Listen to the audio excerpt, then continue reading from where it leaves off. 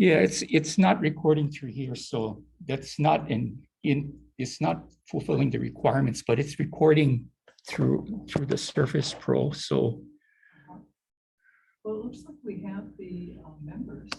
yeah, everybody's here, but that's the in-person requirement, is this camera here. Well, there is no, there are no. Yeah, I know. members here. Yeah, Or, so we're good for now. okay, But sound maybe, yeah. it's audio. Unfortunately, the audio is supposed to be connected through here, but I don't know if it's Les and Onauna, it's Robin. I just got a note from Mary. Oh, there she is. Never mind. Hi, Mary. Thanks. I don't know what happened. I saved the way I always do, but it wasn't there. The electrons are having a hard time in Hawaii today. It's okay. Hey, Nana, it's Mary Alice. We can see all of you, but the camera over here is not working. There is no member of the general public here. We're just staff. And I'm wondering, you can see Les up there with the green circle. Yeah. So I'm wondering if you're able to go ahead. There's some feedback of some kind. Ooh. Great. Feedback coming from your end. Oh, it's because I've got the phone on. Let me turn it off then. Okay, I think that's better. Sorry, what were you saying? I can't hear Mary Alice now. I was talking. Okay, there you go. Can you hear me? Oh, no. Yes, yes. I'm sorry, I was talking through my cell phone rather than through the mic. So here in room 405, we have Les Segundo and Mary Alice Evans staff to the EAC. No members of the public, although the door is open, and should a member want to be physically present in this location, they are able to do so. So if you guys are able to proceed, then I would recommend that you do so. Okay, yeah, it looks like we have exactly 8 people. So thank you everybody for hanging on while we work through those technical difficulties, and thanks Les and Mary Alice for assisting with that. So I will call the meeting to order. It's 11:09 a.m. I'll go ahead and start introducing the council members and staff members, and then I'll ask that everybody else do take the time to go ahead and, well, actually, you know what, sorry, let me step back. We do have to do it individually. For council members, please introduce yourself and advise if there's anybody else in the room with you. So I'll go ahead and start. My name's Onauna Thone. I'm chair of the council and no one is here with me. So let's go to Maka'ala. I'm on Kauai and I am alone. Thank you. Ron. Ron Cherry alone. Thank you. Roy.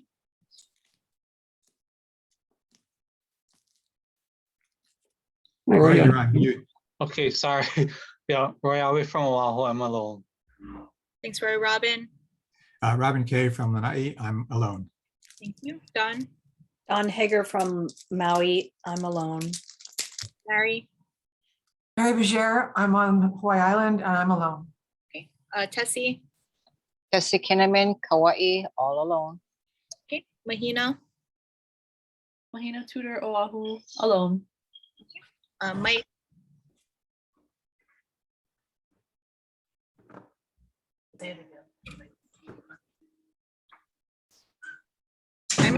You want to introduce yourself and let us know if anybody else is in the room with you? Oh, you're on mute, Mike. Okay, how's that? There you go. Yep. Mike Tulane, Hawaii. Okay, thanks. You got anybody else in the room with you? Hi, Mary. Hey, Mike, do you have anybody else in the room with you? We just got to state it for the record. No. Okay, thank you. All right, I'll go to ERP staff, Les. Les Segundo here with Mary Alice Evans. Okay, thank you.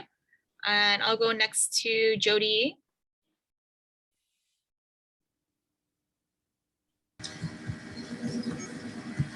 Morning, everyone. Jody, I'm the Deputy Attorney General assigned. There's no one else here with me. Thank All you. right, thanks, Jody. All right, so we also do have some members of the public with us, so I'll go ahead and just run through that real quickly. Dominic Diaz from the Board of Water Supply. We also have Rachel Sprague and Michelle Lefebvre. Sorry, Michelle, I have a hard time with your last name. And we also have Scott Glenn with us. All right, is there anybody that I missed? Okay, so thank you so much, folks. So as I said, we do have quorum. If we can go ahead and move agenda item 2 after the exemptions committee update, since we do have Dominic Diaz here from Board of Water for exemptions. Is that okay with everybody?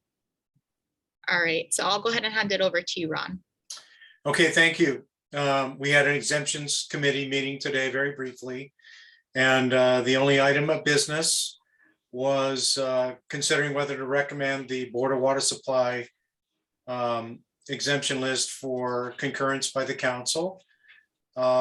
This list was published, I believe, in February and received lots of time for comments. We didn't receive any comments from the public. We had made some suggestions in our committee prior to it coming to you folks last time for publication. We didn't have any further recommendations on this except for one sort of, we noted Onauna noted a superfluous semicolon in the very beginning. We're going to get rid of that. And also she recommended that they put a date on it so that for historical purposes, it's clear what's going on, even though Les will stamp it ultimately if it's concurred with, but it's good for them to have a date too for their version.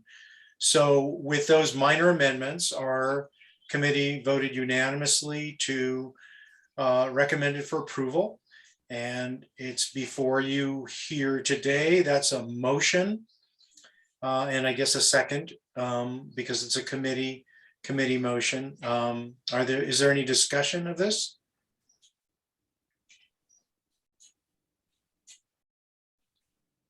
Doesn't look like it.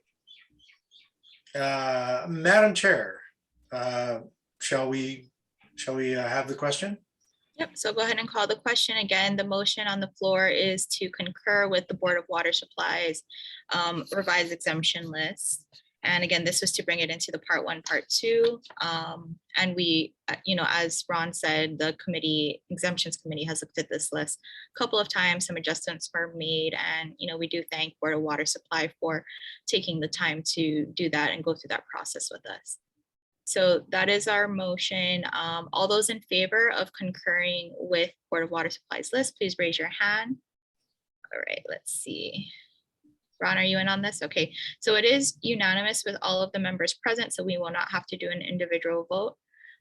Dominic, do you have any questions for us in terms of process moving forward? No, I've made the edits already, so I'll be sending the list over, the final edited list with a cover letter.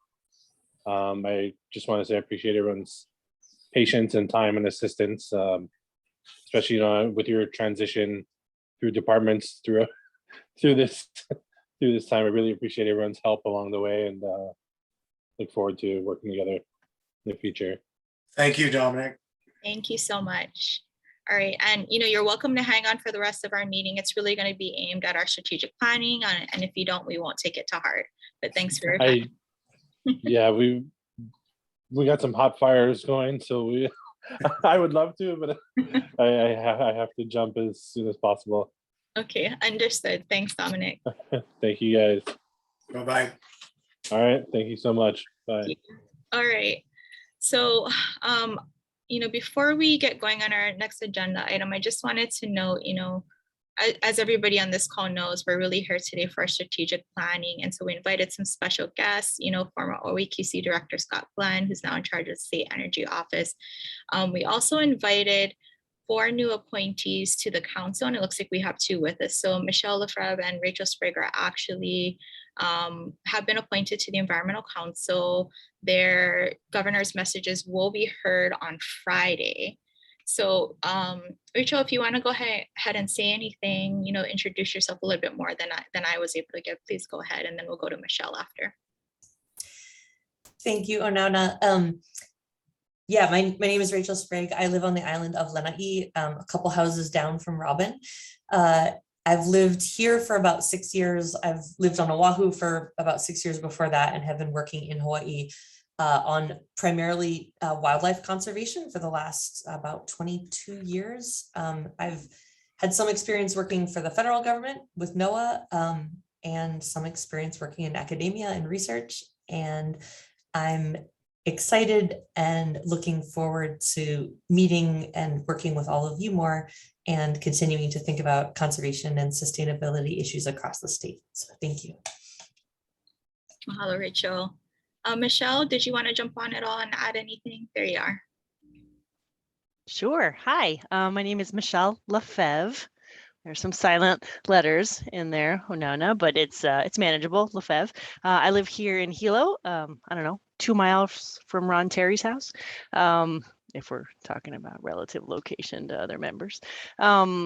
I am an environmental consultant. I work for a company called Stantec. I've been on the Big Island for 8 years now, and do a variety of HEPA and NEPA projects. So have a PhD in biology, sort of ecology and evolutionary biology, but 18 years experience working as an environmental consultant.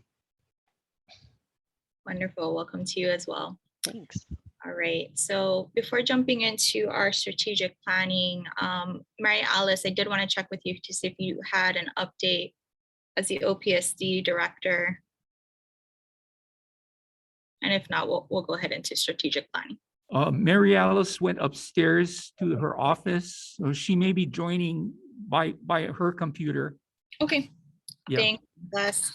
Okay, well, let's go ahead. Let's see. Well, Scott, did you want to say anything before we get going? You're a special invited guest, since you have, intimate knowledge of the council, and anything that you can offer to us here is going to be so valuable to us. And thank you for joining. Thanks, Just Onana. remember the thread for today, that anything that's wrong in the past is Scott's fault. So let's That's just right. keep that in That's right. mind.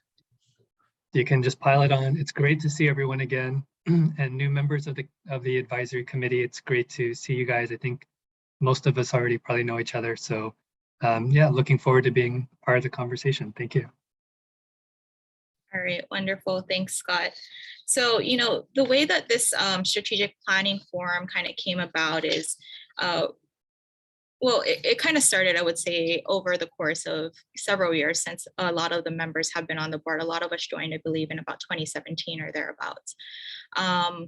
With discussions on the annual reports, they've really kind of evolved over time. And Roy will give us a really good summary on that, in just a little bit. But always, within those conversations, just kind of looking back to our statute, what can we do as a council? What are we authorized to do? Last year, as you folks know, with Act 152, we were moved from the Department of Health over to the Office of Planning and Sustainable Development. So really a big structure change, and not only just moving administratively from DOH to OPSD, but also there were some changes in our statute and what we're actually authorized to do. So this type of a forum couldn't have come at a better time. Some of the members expressed wanting to actually do a retreat so that we could really talk about it and kind of, find ourselves, so to say, in what can we do and what do we want to do looking forward. So that's really kind of, a very big umbrella of what we're looking at today. And Robin will go ahead and refine that a little bit more. So basically here we are. To start that off, I did want to just, briefly summarize kind of a look back at things that we've done, over really the last 5 years since some of us have been on the council.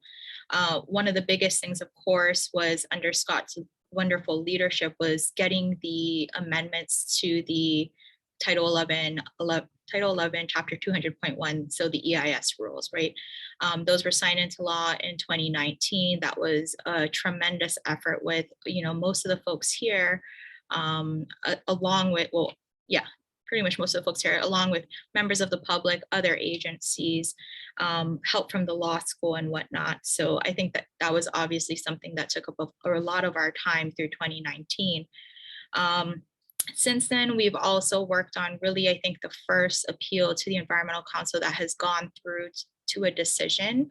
That happened last year, and that was a really big learning curve for a lot of us. We continue, under Ron's great leadership to update exemption lists in line with the new rules. There have been, I think we've had a pretty good turnout in terms of agencies that have come through to do it. I mean, there's still, a lot more that need to go through the process, but we seem to be having consistent business, so to speak, of folks coming in to us and us asking for assistance with updating their lists. I think the council has really done a good job in terms of keeping relationships with legislators. In particular, Senator Gabbard and Representative Lowen have been very supportive. One of the big pieces of legislation that I mentioned was Act 152. Really reapproached them about relooking at the appeals to the council and the annual reporting requirements. That ended up being kind of a much bigger change than some of us anticipated, with moving us to OPSD. So that was one of the big things. We also have some legislation that I believe is still moving through, and Robin can correct me, including, a request to adjust our quorum requirements. So we continue to work on legislation. Forums, the Information and Outreach Committee has been working on doing public forums and have done some great ones over the years, including, watershed protection, climate change, seabird protection. We continue to work on, our annual report. It looked a little different this last year, which now goes through the OPSD. Robin also worked with a good consultant to, do that survey, which really will kind of kickstart a lot of the questions that we'll go over today in terms of what other agencies in the public view in terms of what the council should be doing. And continuing to work with, OPSD and ERP as we transition into this, new role. So those are some of the highlights. Is there anything else that I missed that anybody else wants to mention or highlight? I mean, we've been pretty busy, and I know we have more that we want to do going forward. All right. Well, with that, I will go ahead and hand it over to Robin, who will kind of be our, our host for most of this meeting. Oh, Nana, thank you. But I think before I get started, we wanted to hear from Roy. Yeah, go ahead, Roy. So Roy has, as some of you have already seen, Roy has taken a look back at some of our previous annual reports to give some perspective on what we've done over the years. So Roy, you want to tell us a little bit about what you found, please? No, I was going to try and share my screen. I think if it doesn't work, I'll just abandon that effort. But here it goes. And everybody should. Oh no, I guess I can. It says host disabled participant screen sharing. Okay. But anyway, we did have the Les can let you share screen. Les just has to click a button. Yeah, Les, if you're able to let Roy, and then I was going to note to everybody that you should have the attachment that Roy is referring to in the agenda. And sorry, Roy, if I can cut you off just for 1 second. Okay. Gordon Scranton actually just joined, who's also appointed to join the council. So Gordon, I know you've been coming to our meetings for some time. Did you want to say anything else to the group?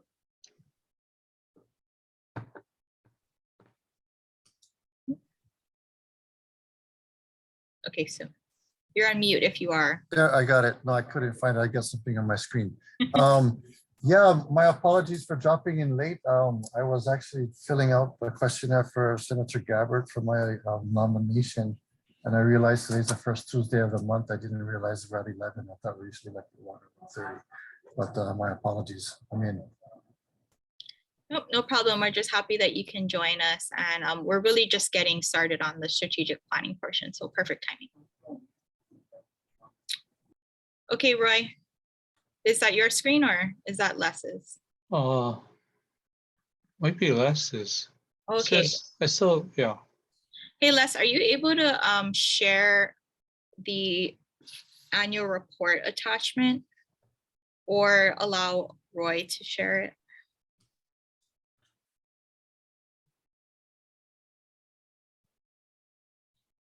The problem with if if Les just shares the report, then Roy doesn't have any navigability within Yeah, it. yeah. So if he just makes Roy a co-host, then Roy will have that ability to share himself. Yeah, sorry, I just thought I'd try something different. I've seen this done in other meetings.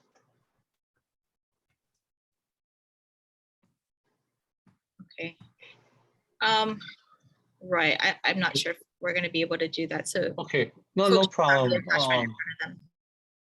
Yeah, I guess the reason I took this task on to look at past annual reports is because you know, my former boss, James Kumogai, he used to be a deputy director of DOH in I guess the late 1970s. And when he found out I was on the environmental council, you know, he started wanting to look at old reports or studies that the council did with OHUC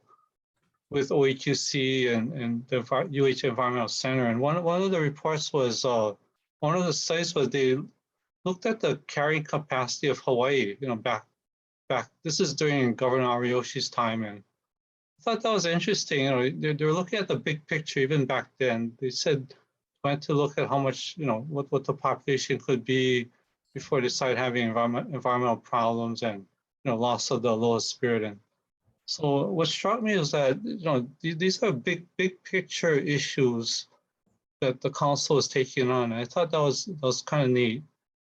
So he asked for the past reports, and you know, unfortunately, we couldn't find anything in the OEQC library. So we went to the environmental center to look for these old reports and studies, and I was just amazed at what the environmental center did back then. It was just rows of bookshelves and just all these file cabinets, and you could see all the issues the environmental center was researching and studying and so on. Okay, that's good. Oh, Les, so I think we have the screen up. Okay, so anyway, Les, can you click on that 1997 link? Again, I had only time to review four of the reports, 1996 through 1998, and they're all kind of similar. And I looked at I think it was a 2012, which was Scott Glenn's time, and you know. But anyway, let's see. Okay, this is the 97. You can scroll down just a little bit. So you can see, you know, they looked at different environmental indicators and gave it a grade. So maybe you can keep scrolling down a bit less. But anyway, yeah, I just saw that in the past, the DOH's environmental planning branch and UH Environmental Center, the OEQC and the Environmental Council, they seem to work together a lot on environmental issues. And let's see. Okay, Les, can you try to go up a little bit? Sorry, I wasn't paying attention.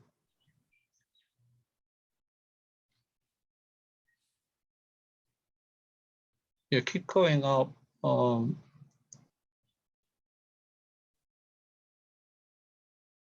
Yeah, keep going up. Yeah, maybe we'll go over the table of contents. For some reason, oh, okay. For some reason, we have a split screen here. Yeah, if you can go up.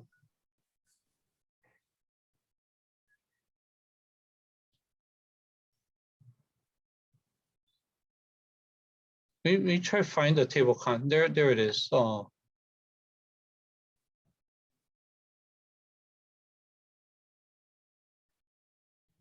I noticed, yeah, they did a whole lot of work.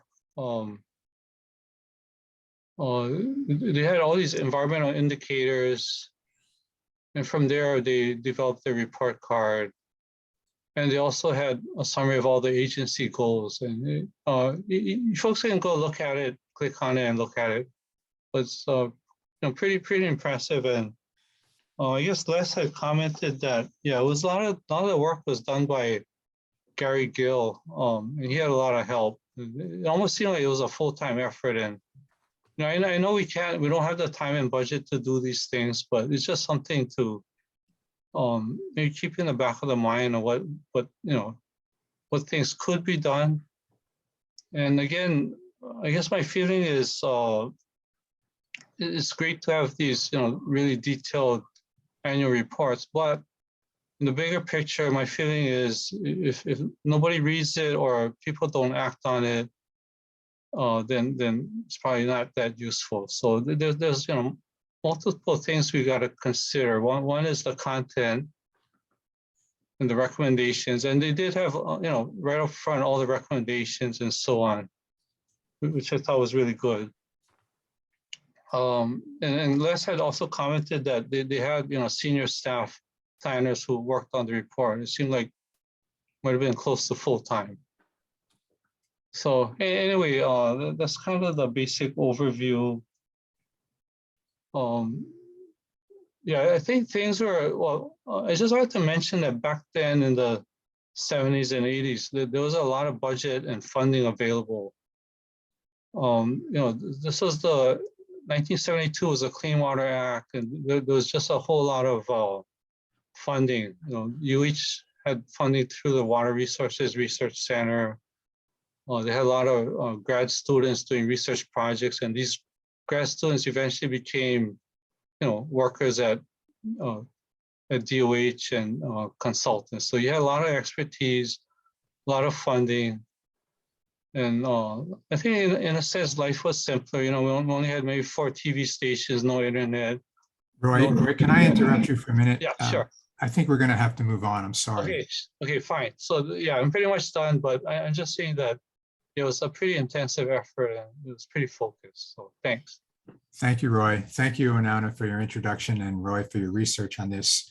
I'm sorry to be one of the challenges of being a facilitator with people that I love, like you guys, is I'm going to have to tell you to stop talking every once in a while. So I apologize up front. I mean no disrespect to anybody. I want to put a little context to today. I'm sure all of you have been involved in strategic planning. This is not, today will not result in a strategic plan. Please don't think that's going to happen. This is a discussion and a raising of ideas, and the Strategic Planning Committee will follow up on this and craft a strategic plan. There is no bad idea for today. I want you to please speak freely and openly. I'm going to try and do this without the raise hand function, but if it gets a little bit gnarly and it's too difficult to manage, I'm going to ask Onana to help me track the raise hand process. And again, just for the purposes of how little time we have, I'm going to try and limit anybody who speaks longer than 3 minutes to stop. And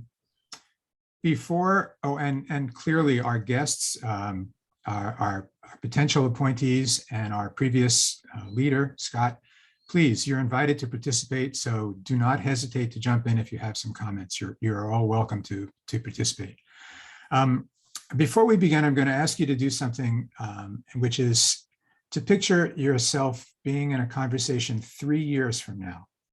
And all of you are still, I hope, on the EAC or involved with it, including you, Scott, as I know it's in your blood. And someone asks you, well, I heard you're on the Environmental Advisory Council. What is that? Now take a moment, please, and write on a piece of paper, and don't share it. It's going to be helpful later on, but not right now. 3 years from now, what's your response when somebody says to you, what is the Environmental Advisory Council?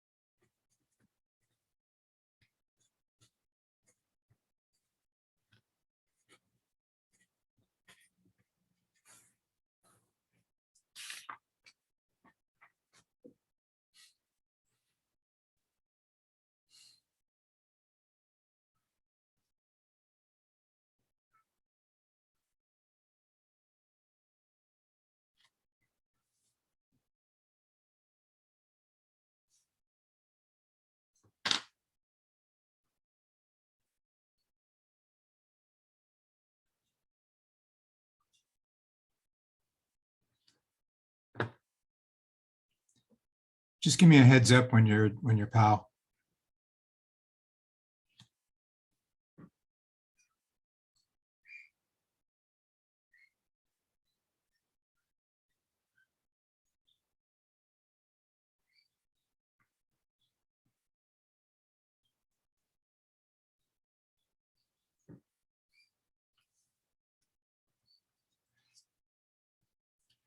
Okay, you'll have time during the break to finish that. And again, please don't share it. I will probably ask you to share it with the Strategic Planning Committee when they begin following this conversation. But I thought it would be helpful to do that kind of future think. Okay, here's the way today's going to work. We're going to talk a little bit about the results of the survey that Onauna referred to. This was a survey that went to about 50 individuals, constituents, organizations, nonprofits, government leaders. These are people that you recommended whose opinions would be valuable to us. We're then going to spend some time reviewing 341.6. That's the statute that tells us what we're supposed to do. We're going to spend the bulk of time today dealing with that. We're going to discuss what we've been charged to do and how do we do it. We'll then spend some time talking about the future, short-term future and long-term future. And an important thing to address as well is how do we communicate our role to the general public?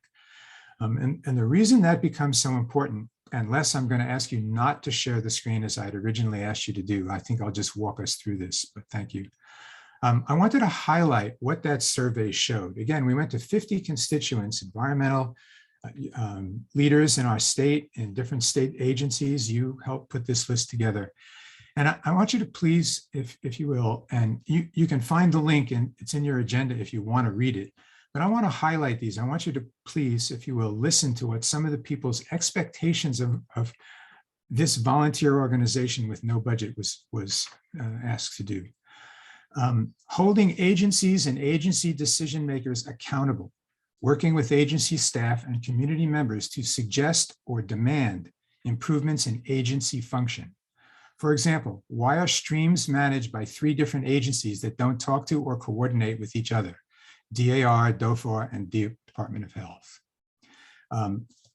Here's my favorite. Review and evaluate each EA, EIS, and FONSI as to how well it conforms to HRS 343 and Chapter 11-200. The Environmental Council should submit their written findings to the EA, EIS applicant and the accepting authority and publish the findings in the environmental notice. These are expectations people have of the Environmental Council. The EC should examine EAs and EISs to determine whether promises made in an EA, EIS have been kept, to assess the quality of work of the various environmental consultants who prepare EAs and EISs and grapple with the issue of appropriate alternative analysis. Ron, I'm going to come back to you on that one later on. The Environmental Council shall evaluate every EA and EIS and FONSI and not just rubber stamp everything and publish their findings in the environmental notice. The EC should be the group that represents the protection of the environment. The Environmental Council should improve the quality of rivers and nearshore waters. The council shall help ensure rules affecting our environment are enforced, and that the agency overseeing that environmental feature or rule follows through on enforcement. And lastly, to highlight, the Environmental Council should assist the counties by providing necessary real-time information for counties to make educated decisions regarding growth and projects within their respective areas. So those are the expectations for an all-volunteer council with no budget. An interesting set of expectations.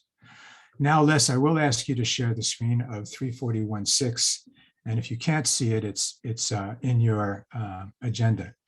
This is going to be the focus of today's conversation. And while Les is bringing it up,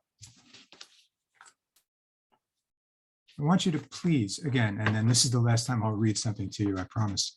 But I think this is an important beginning to your conversation. 341.6, functions of the Environmental Advisory Council. There you go. Remember, this is as a result of Act 152.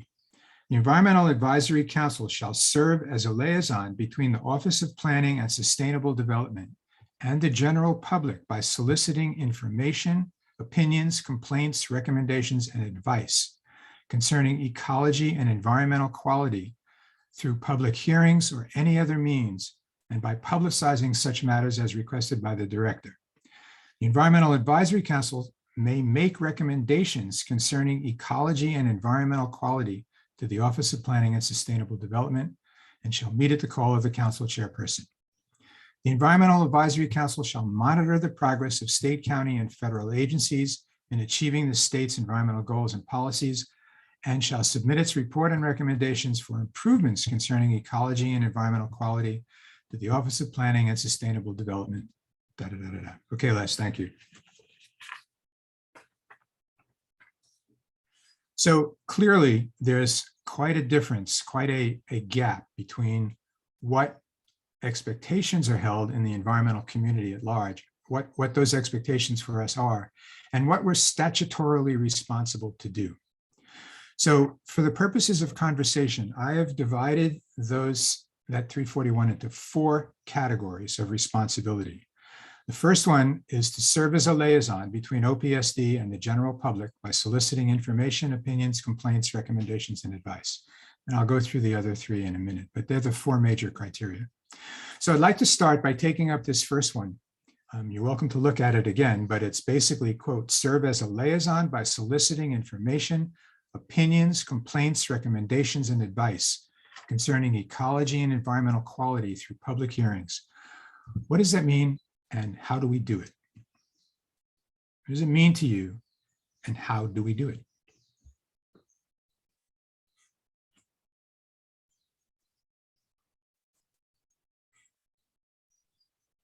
Well, maybe I Mary? can start.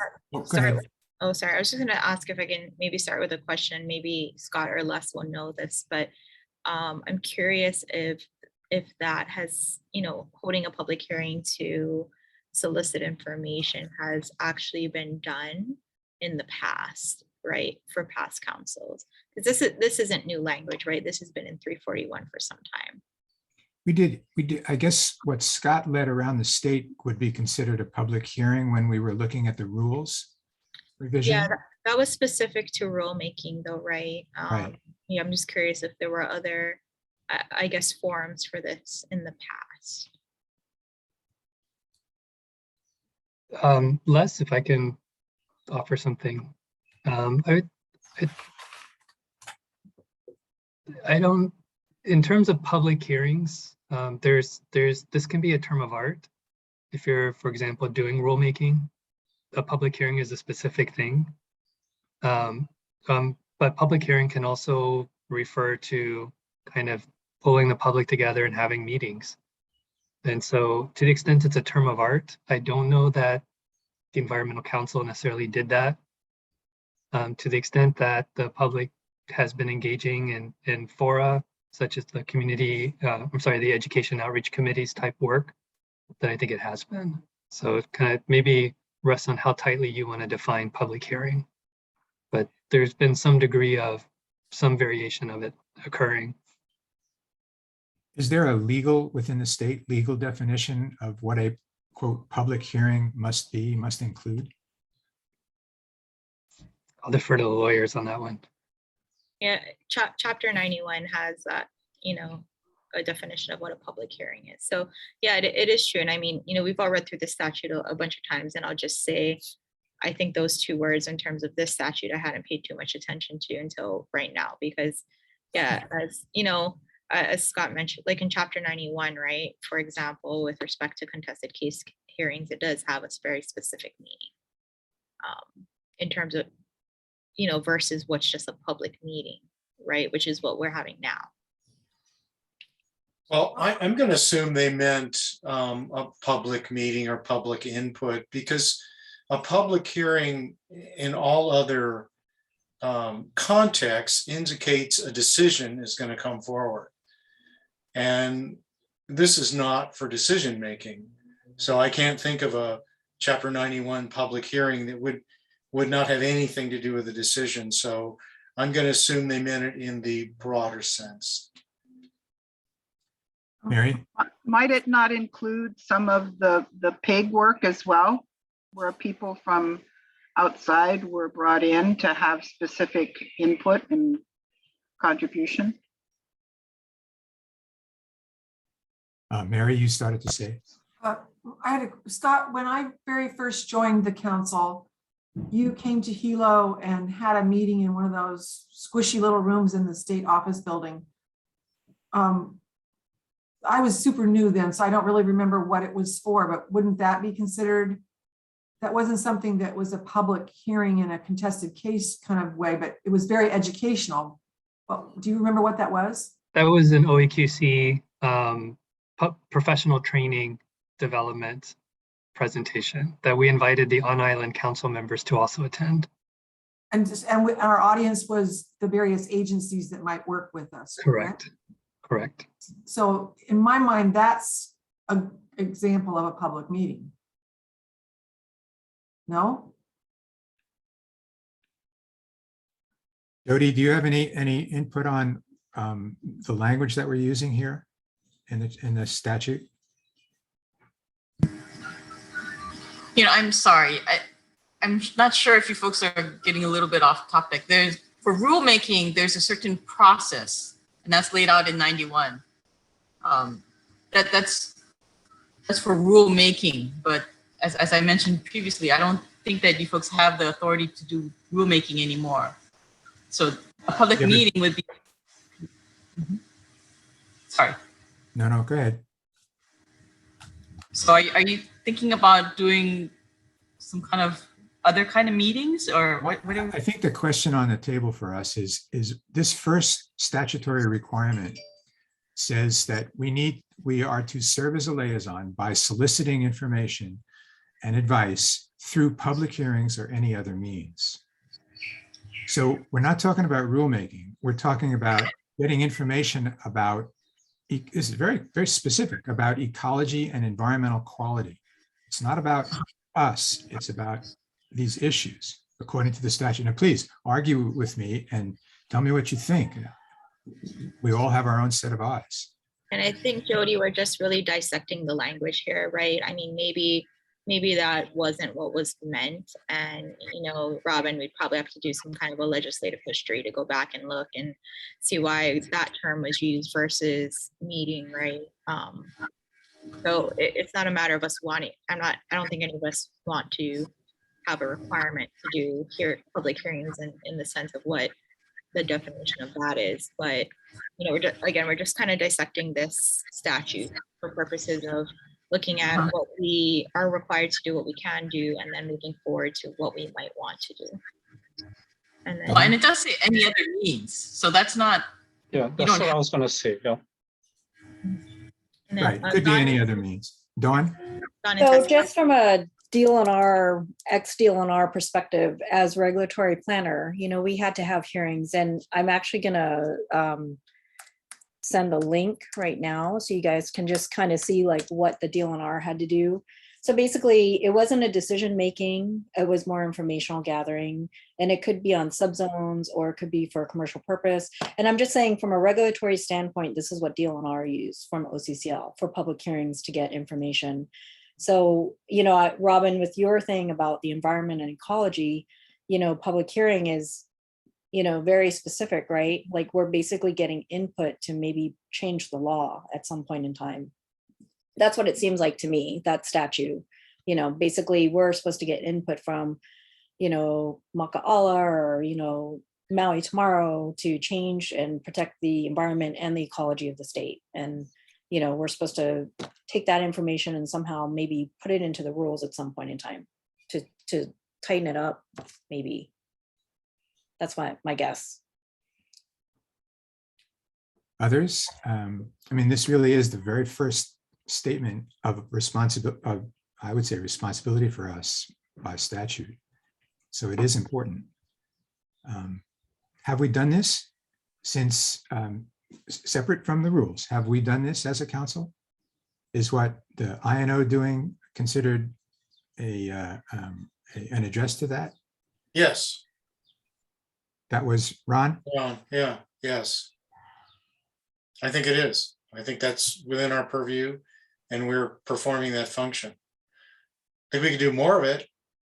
and we could do it in a different fashion. But yeah, we've been doing that. And I think also, the presentations, Mary Alice, thank you for helping to arrange those with the different departments of OPSD. That's been helping with us as well. And I think some of you folks will recall, we also had members of the public approach us in terms of certain issues that they wanted to present to the council, right? So we've had meetings on that. For example, with the aquarium fisheries issue, we had folks reach out to us saying they wanted to present. So we allowed that to happen with all parties present. And I think we had a couple of other ones as well some years back. Scott, I thought there was some pretty big meetings on the pesticide or insecticide use issues. Can you talk about that? That was before my time. That's true. Yeah, Joseph Shuckett, when he was chairing the council and leading up to chairing the council, when he was one of the committee chairs, did a lot of work on that. And, looking at the preceding clauses in that sentence, it's the council shall serve as a liaison by soliciting information, opinions, complaints, recommendations, and advice. And the council has certainly done that, or the advisory committee has certainly done that. And they may not have done it through a public hearing, narrowly or loosely defined, but any other means, as was pointed out, is certainly as wide of a barn door as you need to go do something. So, Rachel, were you raising your hand, Rachel? No, I can't see you next door, so I can only see you in the so if this is first, and one might argue therefore ranking higher in perhaps in importance, how do we do this moving forward? What are the barriers to doing this? What keeps us from fulfilling this even further? Well, Robin, I think when that was written in the 70s, probably, the primary method for gathering public input was a public meeting, and having people write letters was another way. We're in a very different era now, and most people don't care to attend public meetings, and public meetings aren't necessary to gather input. So, I mean, we really, our rules don't need to step into the 21st century, but we can, because as Scott said, there's a very wide barn door. And we've done surveys to get input, Survey Monkey and means like that. We could very much expand our web presence to gather information, to encourage it. I know we do have a Facebook page, but it's not very active, right? And I don't know if we do anything on Instagram. We could start to do that. I think, Robin, you'd be great on TikTok, and but that's certainly one means. That's interesting, Ron. Hearing all of you talk, we really have been doing some of these things. I mean, the surveys that we've done and INO's outreach, but it raises to me a logistical challenge, and that is we have no budget. We rely on OPSD to pick up. I mean, were we to do, for example, public meetings on other islands, we don't have a travel budget, so we'd have to ask Mary Alice to help us find that money. So there are some practical barriers to expectations, I think, in fulfilling our statute that I would like to talk a little bit about today as well. I mean, let's see, INO is Mary, Roy, and Dawn, is that right? And Mahina? And Mahina too. So I'm curious, you're thinking, the four of you are thinking about this, since you are probably the most out there of all of us, so to speak.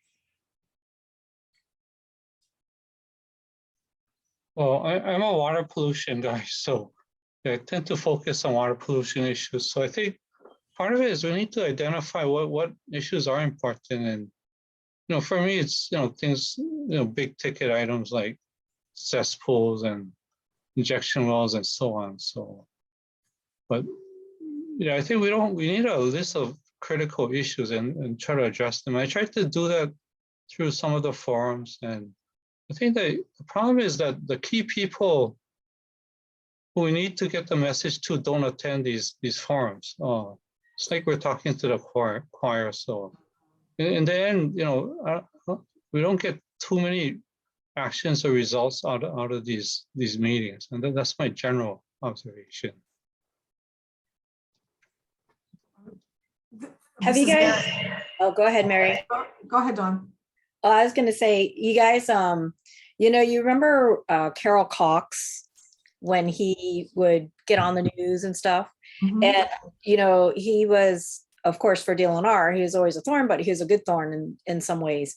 And, he always brought to light all these issues like water pollution or oil spilling or, junk cars and stuff. And people would actually call him, to report things to him.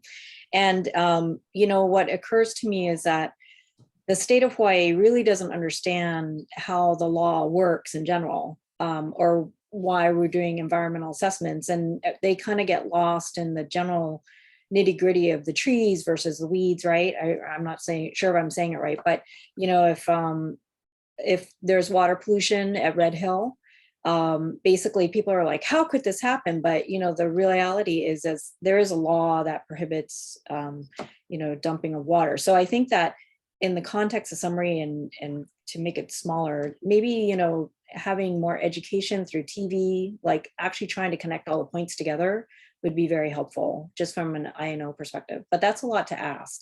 And that's almost like a series, that's like a production, kind of like what DLNR is trying to do now with the Sugar Beach and the ad and the campaigns and stuff. I mean, it's almost like we need to finesse the EAC and the environmental rules into a campaign for TV so people can understand and appreciate, especially tourists, So anyway, that's my 2 cents.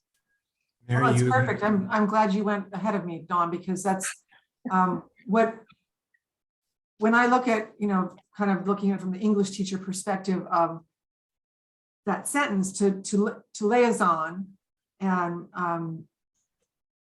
particularly with the general public. When I talk about serving on the council, most people say, oh, the state doesn't care about the environment. That's their off the cuff response. And I think, okay, how do we, we're supposed to be the front man for the state of Hawaii, and we're supposed to make sure that the agencies that do things for the state, how is the environmental dollar spent? Is it being spent wisely? Is it being spent thoroughly? What's the result that the customer, so the taxpayer provided that money. And so the taxpayer has a right to know what happened with it. And I think that because the state doesn't do a very good job of communicating, that's why everyone distrusts them. And that was a part of my incentive to serve on this council, was to, I think there are some incredible government employees, but they get dissed because they get lumped into that they don't do anything. They just collect a big fat retirement check with free insurance. And you might think I've gone off track here, but I really haven't. There does need to be like a campaign. And when you look at television is still one of the best communicators. Social media does serve some people, but not of that big of an audience. And everything has to be in a soundbite. If Joe Moore can't get it across in 15 seconds, then it ain't going to happen. And that's just reality. So this is a question to, I guess, Onauna, Mary Alice, and or Jody. Are we as a council under OPSD allowed to fundraise? If I had a foundation that would, I'm making this up, but if I had a foundation that was willing to support the development of a website like Ron talked about, or even a TV series starring Joe Moore, as Mary suggested, are we allowed to fundraise for that? Mary Alice? You're allowed to accept donations that are designated for a particular purpose if the department will establish a trust fund.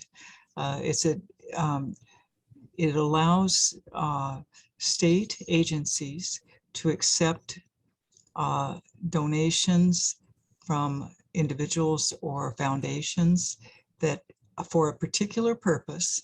They can only be expended for the purpose of that the donor designates.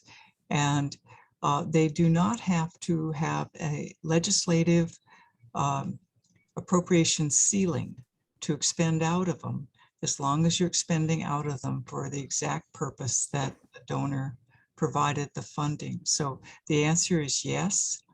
And I think because you are an advisory council, there really there won't be an appearance of conflict as there might be, say, if the Land Use Commission solicited donations because they make very substantial decisions that affect petitioners and others. So my thought would be using the trust fund mechanism that already exists. You could raise funding. You could raise money. Thank you, Mary Alice. Before we leave this one and go on to another one, I'm curious about some of the words in here. What does liaison mean to you? How would you see us as I'm probably mispronouncing it, liaison? What does that mean? What is it to liaise? I'm sorry, someone said? Well, the adverb of it is to liaise. That's To actually, liaise. that's a correct word. And what does that mean, Mary? I mean, how would you? To me, it means to communicate in a helpful manner. But I'm going to see what Google thinks. Webster says, quote, communication for establishing and maintaining mutual understanding and cooperation. Mm-hmm. But I guess one of the things that word raises to me is, as a liaison, to whom or with whom? Who are we to liaise, as Mary said, with? If go ahead. I think we're with the general public. It's that we're, that was my point. We're to take what has government done for the state of Hawaii in some period of time or some project, whatever it might be. That's our job, is to deliver that. More so, you would think, Mary, than environmental nonprofits or state agencies? Yes, I think the general public is our #1 customer. Makala, you've been absolutely unbelievably quiet. Either your microphone is off or I don't know, but I'm not letting you go. Speak up. It's working. It's working, and so is the brain. It's working. I'm here. When I look at the survey results, it expresses a frustration of regulation and authority and enforcement. So to me, the first liaising that needs to be done is a clarification of what we do and what we don't do. By the way, Carol Cox is still on TV. He was on yesterday.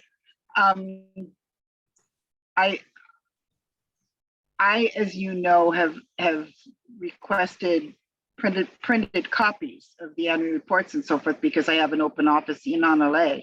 And people come in the office and they see it on the desk and they open it and they say, wow, what is this? And da, da, da. Oh, I didn't know they did that. So that's one role that I play just within my own community. But the other one is a larger issue, which is just trying to understand EAs and EIS. Because there's a real gap in understanding what those are and what they are not, and when they apply. we've had so many emergencies that go around all that stuff that the frustration within the public and taxpayer world is building. Why do we have the laws if we don't enforce them? And so I thought we saw in the survey questions about or ideas that they wanted us to help enforce. And that's clearly, not what we do, although informing them of what the laws are is a way of enforcing, because then they can, work on that. For me, I think this is a really good time to do this kind of thinking, because we are changing, even though we're all referring back to this original charge, because we went from the Environmental Council to the Environmental Advisory Council, we have shifted gears. And I think I'm personally not clear about it either. I see my role as helping the agencies describe to the public what they do and how the public can contribute and participate. And that does liaise between the two. The public has a lot going on, and they just want results. They don't want to know a big long tale of what that agency does particularly. They just want to know that they won't screw up, and they want to know that they have some sense of say.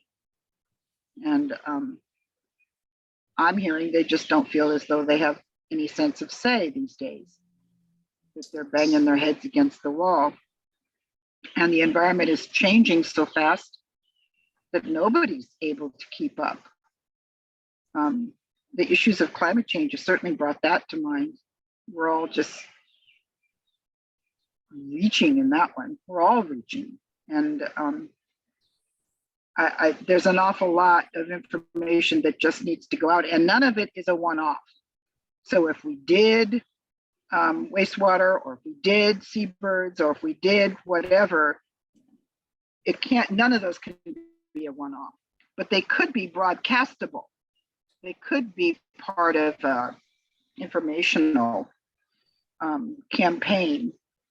And you're right, of course, Robin, that would take money, but it might not take a lot of money. And I will tell you that for the public broadcasting channels on each island, for Kauai, it's Hoike, it is watched.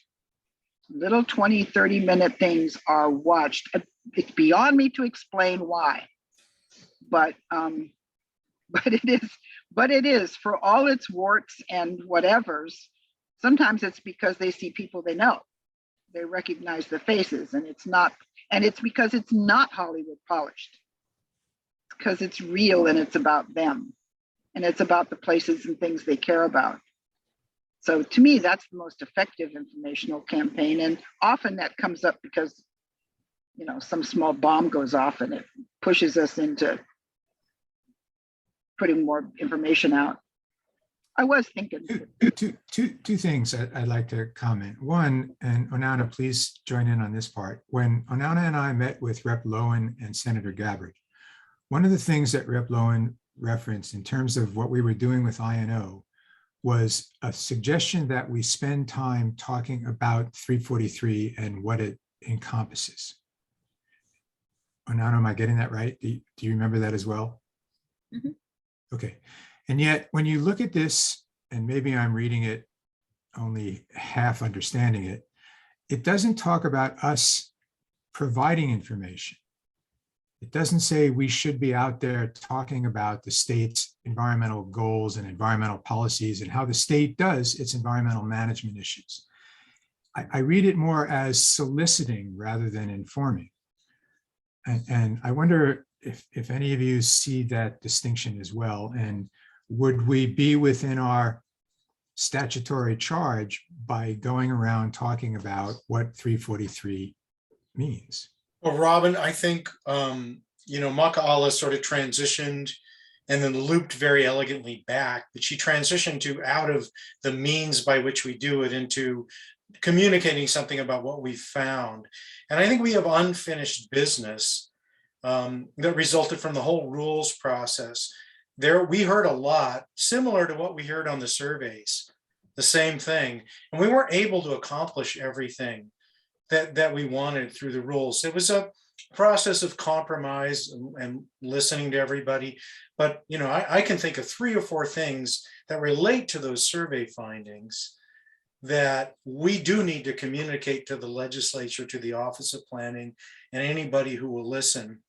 And I'll just bring up one example right now, and that's the lack of accountability for things that are in EAs. You know, I mean, the enforcement mechanism really rests on the permit, in the permit part. So the people that are going for permits. Not every EA involves heavy permits. Some of them are government actions where there really are no permits. You know, it's just the government doing its own thing. In the federal government, they have something called a record of decision for EISs in particular, that are very detailed set of requirements that go through every contract, every permit, everything. They're incorporated into it. And it's one of the things that I felt should get embodied in the rules. And Scott and I talked about it quite a bit, I think Onauna too. And in the end, we decided, you know, it was a bridge too far for what we were trying to do. But there's a lot of frustration I hear in these surveys about EAs saying one thing and projects doing another. So we have liaised with other people, and we've heard some things, and I think we have unfinished business. Yeah, and Hey, I would, Robin. go ahead. No, you Oh, first. Scott, go ahead, please. I just looking at 341-6, and I know there's 4 sentences here, but focusing on the 3 main ones, I see it as you're charged to go get information and opinions, go ask people by whatever means you want to, and then with that information, make recommendations to the OPSD director and check out what everybody else is doing in government, state, county, and federal, making sure they're doing what they're supposed to be doing, and then take your recommendations and give them to OPSD, who in turn will include them in their report to the legislature. So I do see a logical sequence of go out there, get information, digest it, and then report it out through these various methods, including a monitoring function. I mean, that's what shall monitor the progress. Thank you, Scott. That's a great segue to the second sentence in that I wanted to highlight. So may make recommendations concerning ecology and environmental quality to OPSD. Talk about that, but Onauna, you had something to say before that when we let Scott speak. Yeah, I was just gonna comment on Ron's point about we have unfinished business with the rules, right? And I agree. I mean, I think part of what we wanted to do, and Scott and OEQC at the time actually did some of this, was doing forums or outreach to the agencies and to the public on, okay, these are what the new rules mean, right? This is what happens with that process. And I know over the last couple of years, this group has spoken about it a lot, that really what we found with the survey was that people have a fundamental misunderstanding of what the council can do, what we legally can do, right? Because we are an agency, and by law, we can only do what our enabling statute let us do. But also what the 343 process does and what those documents do, right? Again, they're not decisions. So we still do have a bit of outreach to do, and whether or not we can continue to do that and do those educational, forums, or, through INO, that would probably be a good one, just to remind folks, hey, this is what the product is of a 343 document, and there are no approvals within that, right? I mean, there's no conditions attached to a particular project at that stage. So this is the point that Ron made. So yeah, just to that end, I mean, that's something to keep on our radar about a future forum for us to do in terms of outreach. Okay, I want to switch to the second sentence, so that the second of the four, and again, Scott, thank you for that bridge. May make recommendations concerning ecology and environmental quality. I want please, somebody take a stab at defining ecology for me. Mary Alice, you're smiling. Have you tried to do this before, I'm sure? No, you don't want a piece of this, huh? Who's our English teacher here? Rachel, can I get you to jump in here? How do you define ecology? I mean, I think others could probably help say better. Ecology, I think of as interactions between living things and the non-living environment. Sort of the physical, chemical, and biological environments and the communities of, yeah, plants, animals, fungi, everything that live in them. That's real close to what Webster says. Quote, the totality or pattern of relations between organisms and their environment. Ecology and environmental quality. A couple of things here. Note the verb. If any of you are English teachers, I apologize, but I think may is the verb. And it says may, doesn't say will. May make recommendations concerning ecology and how do we determine environmental quality? I mean, let's dissect this number 2 thing for a minute. What is it saying to you? What is it saying is our responsibility regarding ecology and environmental quality? Mahina, I'm going to ask you to speak up since I haven't picked on you yet. Are you there? Don't laugh, Tessie, you're next. Mahina might have stepped away. Okay. Well, Robin, I'll offer something just as an observation, right? Because it's interesting, you know, again, this is our new statute, right? If you folks recall, the previous statute prior to Act 152 actually gave us the authority to make rules regarding the 343 process, right?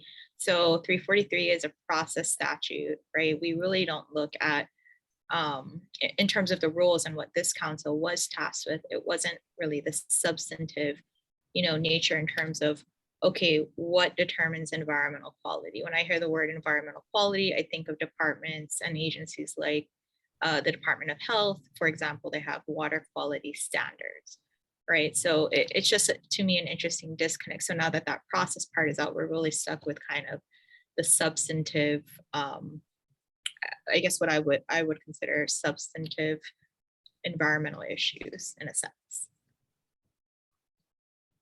So if I understand what you're saying, Renata, that we have a greater responsibility now in terms of the actual substance of environmental quality.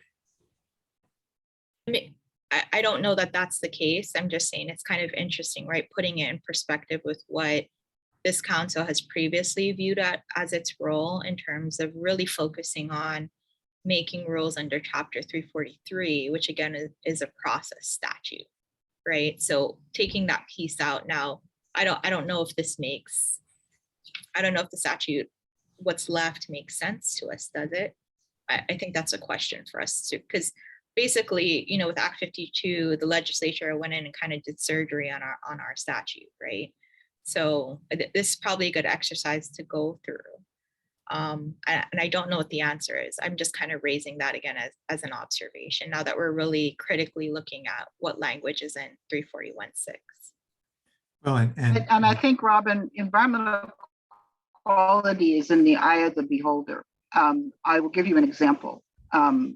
We have an issue on all of our islands, but certainly here, about public access to the reefs, the beaches, the near shore resources. And for some, that includes their ability to access it and to be there, and to be active there. And for some, it is prioritized as the quality of that resource itself. It doesn't include the actions of the human or the uses of the human. And so for me, this is another example of how we all work here, which is it's very place specific. It's very site specific, and the environmental quality of a place is very, very, very place specific and perception specific. So from a cultural practitioner's perspective, environmental quality would mean one thing from a, you know what I'm saying? So it just depends on what your perspective is and what your angle is and what your potential use is and what your experience is and all of that. So when I hear from the public about environmental quality issues, it's because they're expressing a degradation or a reduction of their accessibility.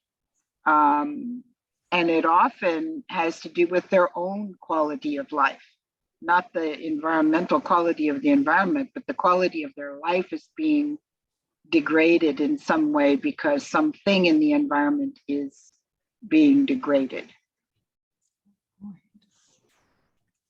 So, you know, I think it's, you can go back to, again, the previous early annual reports. I mean, it's a whole list of environmental indicators, and you know, there would be like 30 different indicators.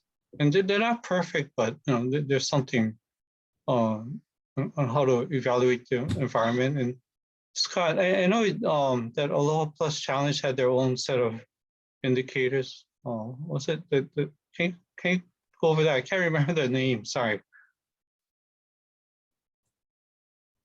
Yeah, the Aloha Plus Challenge. Yeah, those are green. Hawaii Green Growth. No, but there was a GFI or some kind of Oh, the GPI, the Genuine Progress GPI. Indicator. Okay, yeah, GPI. Okay, so that was pretty comprehensive also. If we were to look at this as a May and decide as a group that this was something we wish to, was part of our statutory responsibility that we wish to actually undertake specifically, how would we determine the recommendations to make on ecology and environmental quality? Would it be what Makaala thinks is the definition, as she was raising earlier, in terms of point specific? Could we let Ron just determine what is environmental quality? I mean, seriously, how would we deal with that as a group of hopefully 15 soon, right? Manana, 15 people? Up to 15. Up We to may 15. with the new appointees have that. I'll have to do a count. I mean, how would we deal with that? If we decided to implement that May to a will, how would we determine the recommendations to make? Hey, Robin, could I Please, Scott, go jump right in? ahead. I put into the chat citations to the Hawaii State Constitution. So I always refer to these two provisions when I was OEQC director for guiding the work that I did. So one is Article 11, Section 9. That's the right to an environment, to a clean and healthy environment. And there's an operable phrase in there that I always, attach to as OEQC director, which is as defined by laws relating to environmental quality, including control of pollution and conservation, protection and enhancement of natural resources. So the state constitution gives us a non-exhaustive list of examples of things that count as environmental quality. And there's a little bit of a judgment call about which particular statute you might think would be one or another, but I think that gives us a little bit more insight into what our constitutional framers meant when they gave us a right to a clean and healthy environment. And then Article 9, Section 8 talks about the state having the power to regulate and prevent excessive demands upon the environment and the state's resources. And so those are always my two kind of stars I looked to in the Constitution when I was figuring out, is this something that's part of the OEQC director and environmental council's work in environmental quality or not? Yeah, I was going to add to that. Sorry, if I can, Robin. Go, please. There's a lot of case law on Article 11, Section 9 as well, in terms of which statutes specifically fall into laws relating to environmental quality. And of course, that's something that's dynamic and changes as more cases are brought up. I want to dig down on this. I mean, Scott and Onana, those are very helpful. But how do we as a group determine how do we as a group determine within the context of that constitutional framework, what a recommendation would be? I mean, what if Onana and I were charged with that and we totally disagreed on what was the recommendation for environmental quality? Onana? Yeah, so I think it's the same as always, right? If the council is going to say it's a council recommendation, it's something we'd have to vote on. It's something that we'd have to decide on as a group. It's not going to be what Ron in his individual capacity determines, or that I in my individual capacity determines, right? It's something I think we'd put out. And I know you said something earlier about when does the may change to a will. I mean, the very specific language in the statute, right, doesn't change, right? The may gives us as the agency the discretion to take that on or not. Now, the first sentence, which says shall, that's a requirement. That's something that we must do. So we'll keep that in mind going forward. But yeah, I mean, I think we just have a conversation, right? Looking closer at this, do we want to, let's say, for example, there are specific issues that come up throughout the year. And I'll use as an example, I can't remember which year it was, but there was a year when Scott was the director, right? We did that annual report. And I think we had maybe 4 members of the council identified specific issues that they were interested in and actually wrote articles on it in our annual report, right? I think Maka'ala, Roy, you folks wrote stuff. So say we do kind of a hot topics for the year, right? We collect information on that. And at the end of the year, you know, we do recommendations to OP based on what we observed. And not just that, I mean, every single person on this council has been appointed because of your specific expertise and work that you've done over the years, right? So we're not wholly without experience in some of these areas. I mean, individually, some of us may not have the knowledge or whatnot to make a determination, but I think collectively, right, we're chosen for our broad interests, broad experience in different areas of that would impact what the council would look at. So I think that would kind of be, you know, a very broad, you know, very high level process of how we would do something like that. Comments? Tessie, would you like to jump in here and add to our conversation?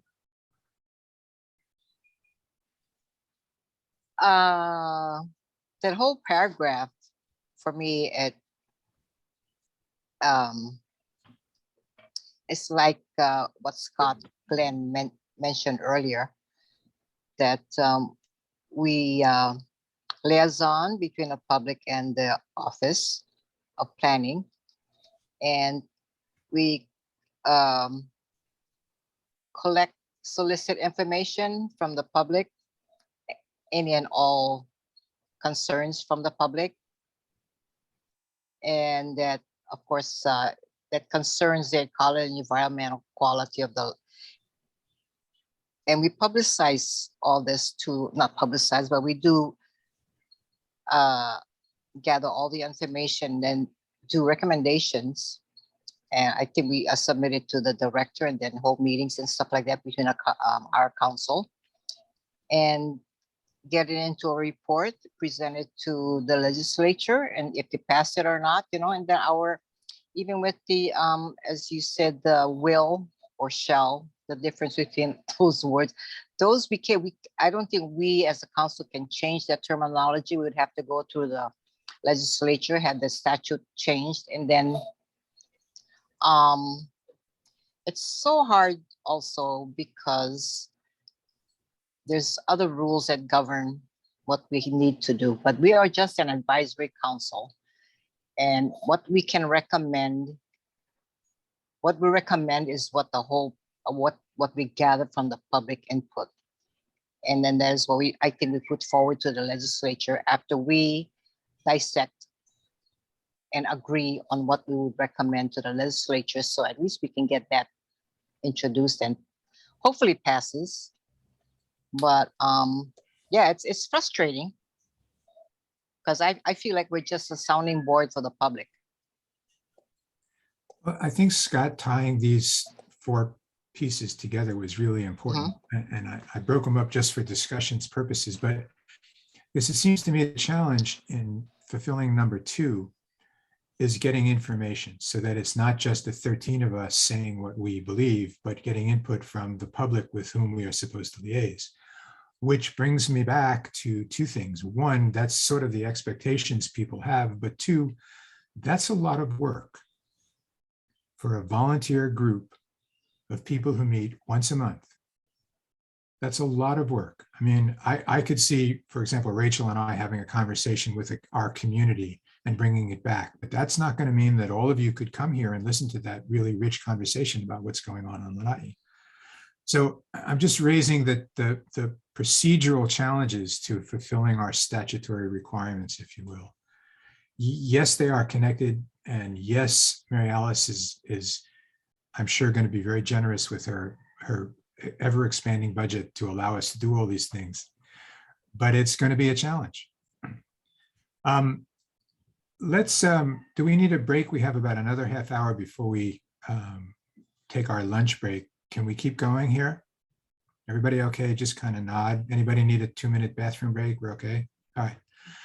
Let's move on to the, Anana, you okay? Yeah. Let's move on to the 3rd one, which was, again, as Scott correctly pointed out, connected, yet I'm breaking it out for discussion's sake. Monitor the progress of state, county, and federal agencies in achieving states' environmental goals and policies. My first question to you is, where do we find the state's environmental goals and policies?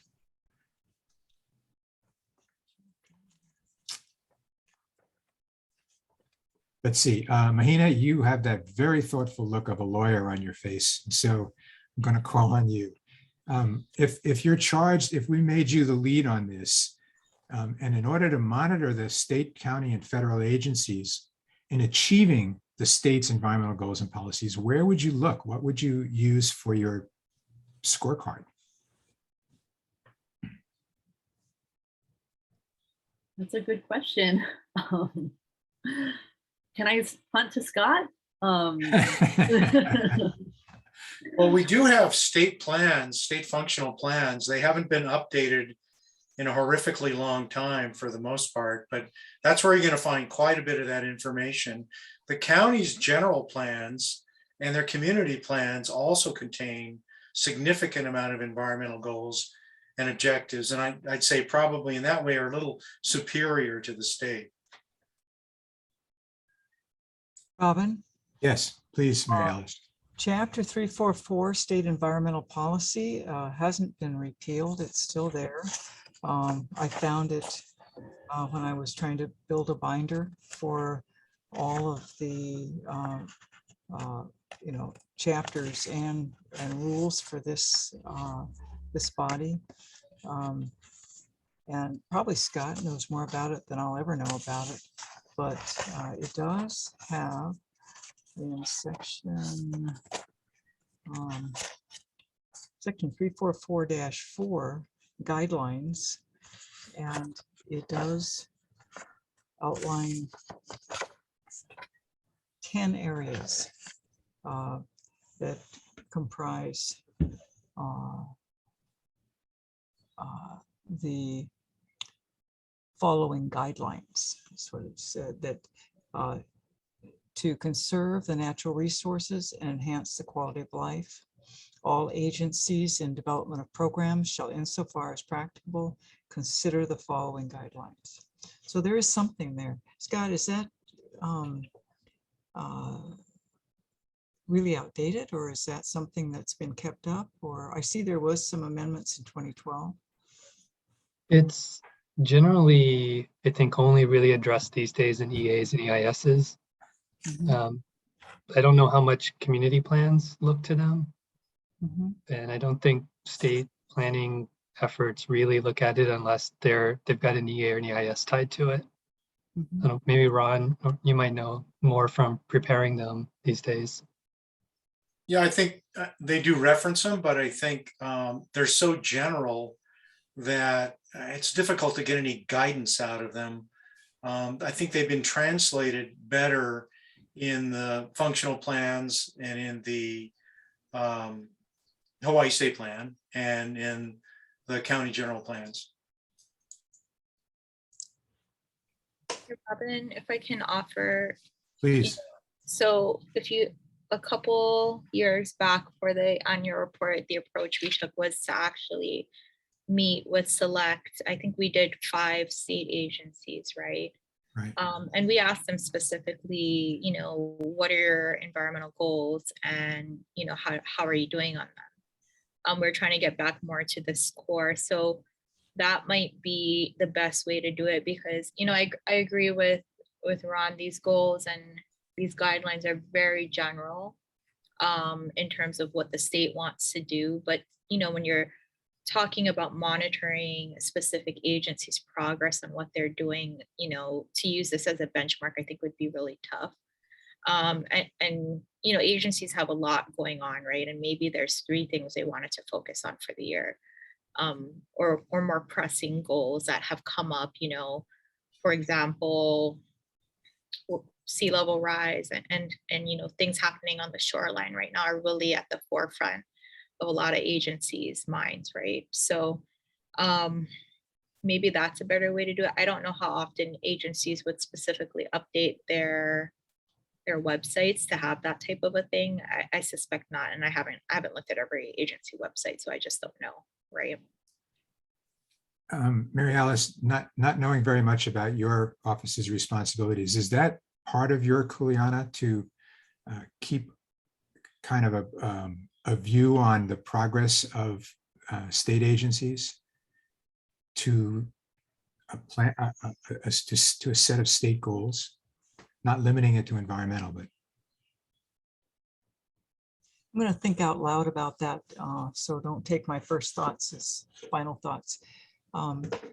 We are charged with maintaining a process that of a system of planning.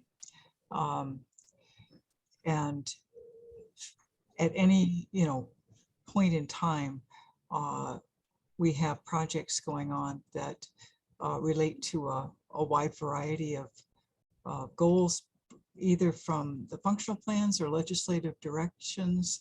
We get bills and resolutions every year that require us to conduct studies, to make recommendations, to present to the legislature plans. And I guess the thing that distinguishes us from a state department like DLNR or Department of Agriculture or DBED is that these are multi-jurisdictional cross-sector topics that require the same thing that you have, soliciting information from a multiple number of departments. What our statute 225M gives us and is the ability to request that information from different departments.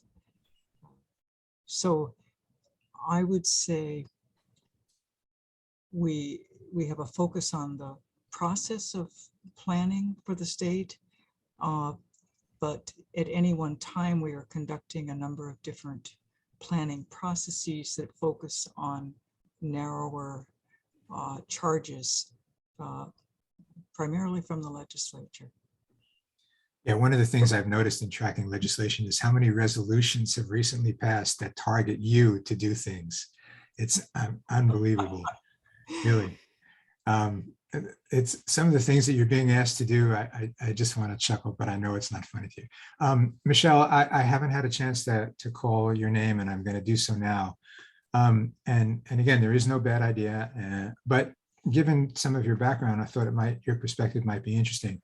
Let's assume that you get appointed as of Friday's hearing and are part of the EAC, and Onauna asks you to take charge of number 3.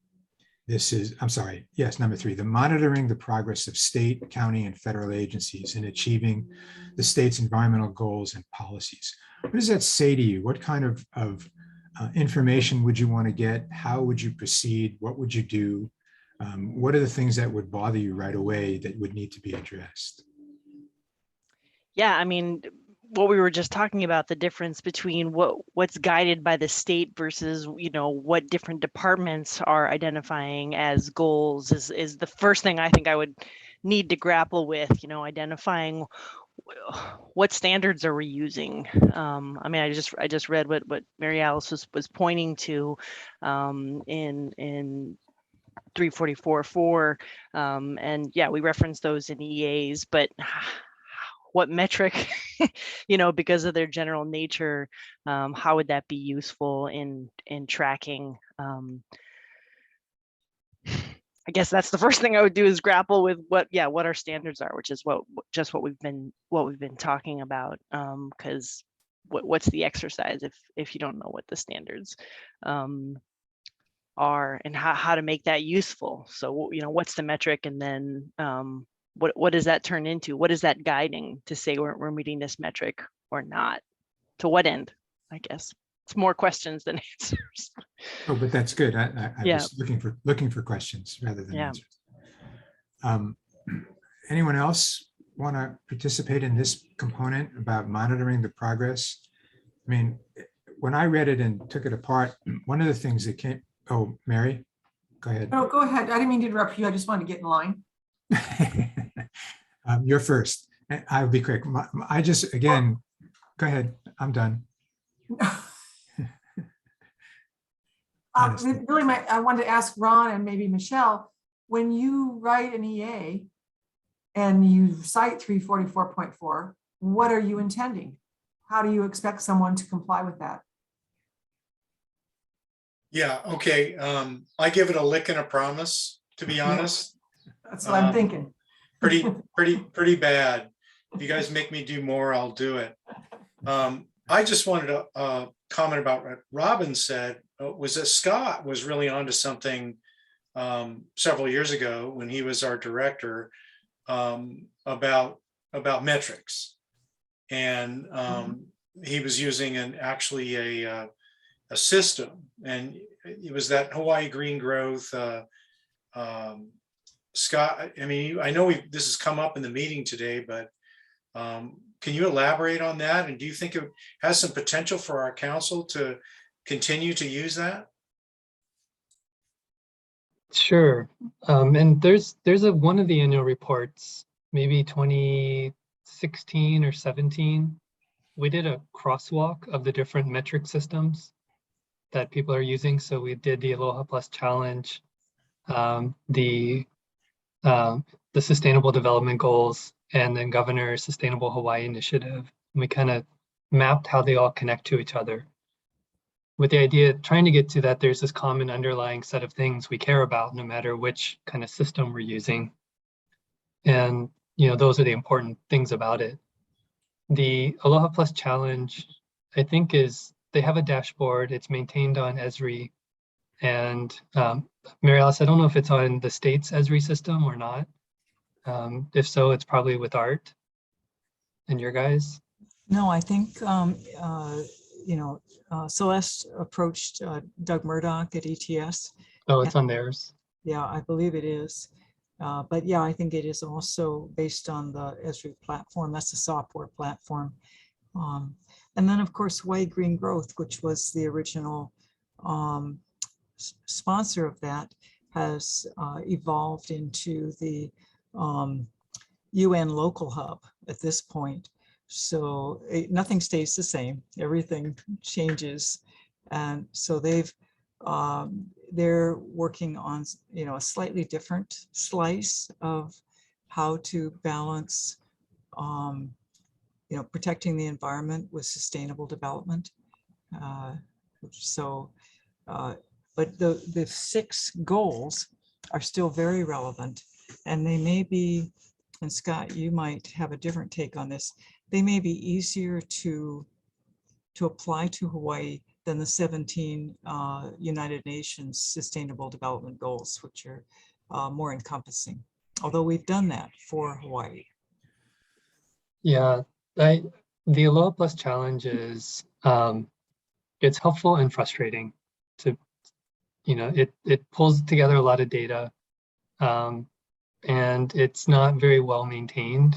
and it's also interpreted in ways that aren't necessarily accurate or consistent with the way the agency responsible for that data would interpret it. But I think it comes from a good place, which is that it was developed by a very deep coordination and collaboration process to identify common metrics that people care about. And so there's, at the very top, they have energy on there. And, that's basically our data that comes from the energy office, or it comes from HECO and KIUC directly. But, that's the data we use as well, although ours is more current. But that's because they update theirs, I think, every half year or every year on an annual basis. But I think it's important to be aware that this is out there, because a lot of the groundwork of what you guys might look at doing is already being covered, in the sense that someone has gone to the effort to pull data together from agencies, and in some cases, non-governmental actors, and put it in one spot. And whether that data is current or not is a kind of black and white question that you guys could ask of the data, and say to the agency, hey, agency, we noticed on the dashboard your data is from 2019 or 2020. Do you have any more current data? What's the situation today? You could also use this data for your own monitoring, instead of having to go do a bunch of surveys or very labor-intensive data collection, and just look at it and say, hey, the trend here is positive, or the trend here is negative, and then contact the agencies or the other stakeholders who've self-identified as caring about this metric, and asking them what's going on, and then soliciting from them information about what could be done. I think one of the big ones under natural resource management is the upper mountain forest watersheds. And, they have some clear metrics around that, miles of fencing, square areas enclosed, protected from deer and cats and ungulates and cats. So, these are things that are tracked on this dashboard, meant to be easy for the public to look at and kind of get the gist and understand the context. And so it exists. It's a tool that you guys could just be using as at least a starting point for the conversation. I wouldn't swear by it though, and I would always ground truth data with agencies or the actual data owners before really saying this is what we're basing our decision on. I guess, Robin, I would also wonder, now focusing it in and bringing it down to the more local level. I realize Yana is at this level, but how does my planning department report its environmental import and contribution to our own county administration? How do the smaller agencies express their success or failure at meeting? We talked about the development plans and the county general plans.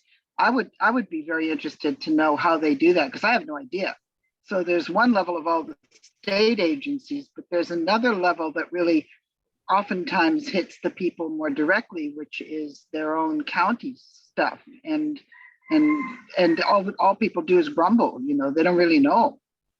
Makala, that's even more true, Rachel, correct me if you disagree, on Lanai, because we're bunched in with the county of Maui, and you see all these statistics for the county of Maui, and it is irrelevant to what's happening on Molokai and Lanai.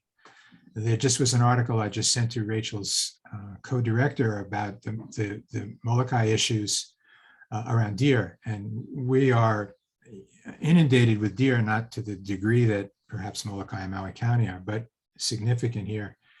And you're right. I mean, the benchmarks that Rachel and her group have put together don't show up in Maui County's benchmarks. Rachel, yeah, is that fair? Yeah, that's correct. I think, that it depending on the size of the island, or the size of the county, the land divisions can, you can see really, they can be metrics or benchmarks can be useful or not, depending on the scope and the scale. And I think like you said, with Lanai being, or with Lanai being part of a multi-island county, like East Maui and West Maui also have very different ecology and very different, I mean, they share a lot of challenges, but they have some different challenges. And so even looking at all of Maui or all of, Hawaii Island is not always reflective or illustrative of progress. Yeah, no, that was a really good point, Makal. I mean, I struggled for years way back. It's easier now to find unemployment numbers for Lanai. It's all buried under Maui County. So anyway, okay, we're getting pretty close to 1 o'clock, and we will be taking a break from 1 to 1:30. But before we do, Gordon, I haven't asked you any questions, and I don't want you to feel left out. So one of the things that I found interesting about this, and Mike, you can laugh, but you're next when we come back. So, but one of the things, Gordon, that I'm looking at, maybe being too anal here, but when I read this monitor progress, it doesn't say once a year or every year or ongoing or forever. Do you get a sense from reading this language and this discussion that we've just had about how often we should be doing this? I kind of think it depends on what we're monitoring, and what what goes in policies we're looking at. I don't know if we'll have a bunch of them or a few of them. It might be a quarterly thing depending on not importance, but something to that sort. How critical of nature of the policy it is would require more monitoring as opposed to another one that might not be as critical and wouldn't be needed to monitor as closely. So it's just kind of going to vary per whatever we're trying to monitor, I think. Okay, thank you. That's a good point, thinking about their relative importance. I think what I'd like to do, Onana, tell me if this is okay, but I think we'll take a break here.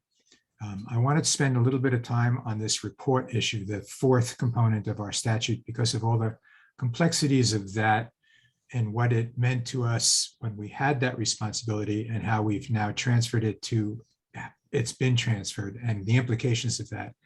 And then following that, I want to go to a discussion about, so in our afternoon conversation, we'll finish talking about the four components of 341, but we're going to talk a little bit about priorities for the next year. We're going to try and get a little bit more specific than we've been so far. I want to spend some significant time, please, on how we communicate with our constituents, who are our constituents. How do we break down that huge gap between expectations and reality of what we are? So think about that for lunch, over lunch. If you haven't had a chance to finish your sentence, which I'm not going to ask you to submit, about how you would say what the EAC is 3 years from now. Think about that while you're having your lunch. And Onana, can we break at this point? It's a 12:54 on my clock. Yeah, I thank you, Robin, so much. You're doing a great job facilitating, and thanks everybody for participating. It's 12:55 now. I think it's great to break. We're going to resume at 1:30. At 1:30. So, yeah, Les, I want to check with you. Do you think, I'm kind of thinking we should just leave the Zoom going, maybe stop the recording for the break? I'll Okay. pause the recording during the break. Yeah. And I'll start up the recording at 1:30. Okay, so Wait, I have a great. technical question. Since there are a couple of really good links in the chat, is there some way we can preserve those links and share them with everybody from the chat once the meeting is done?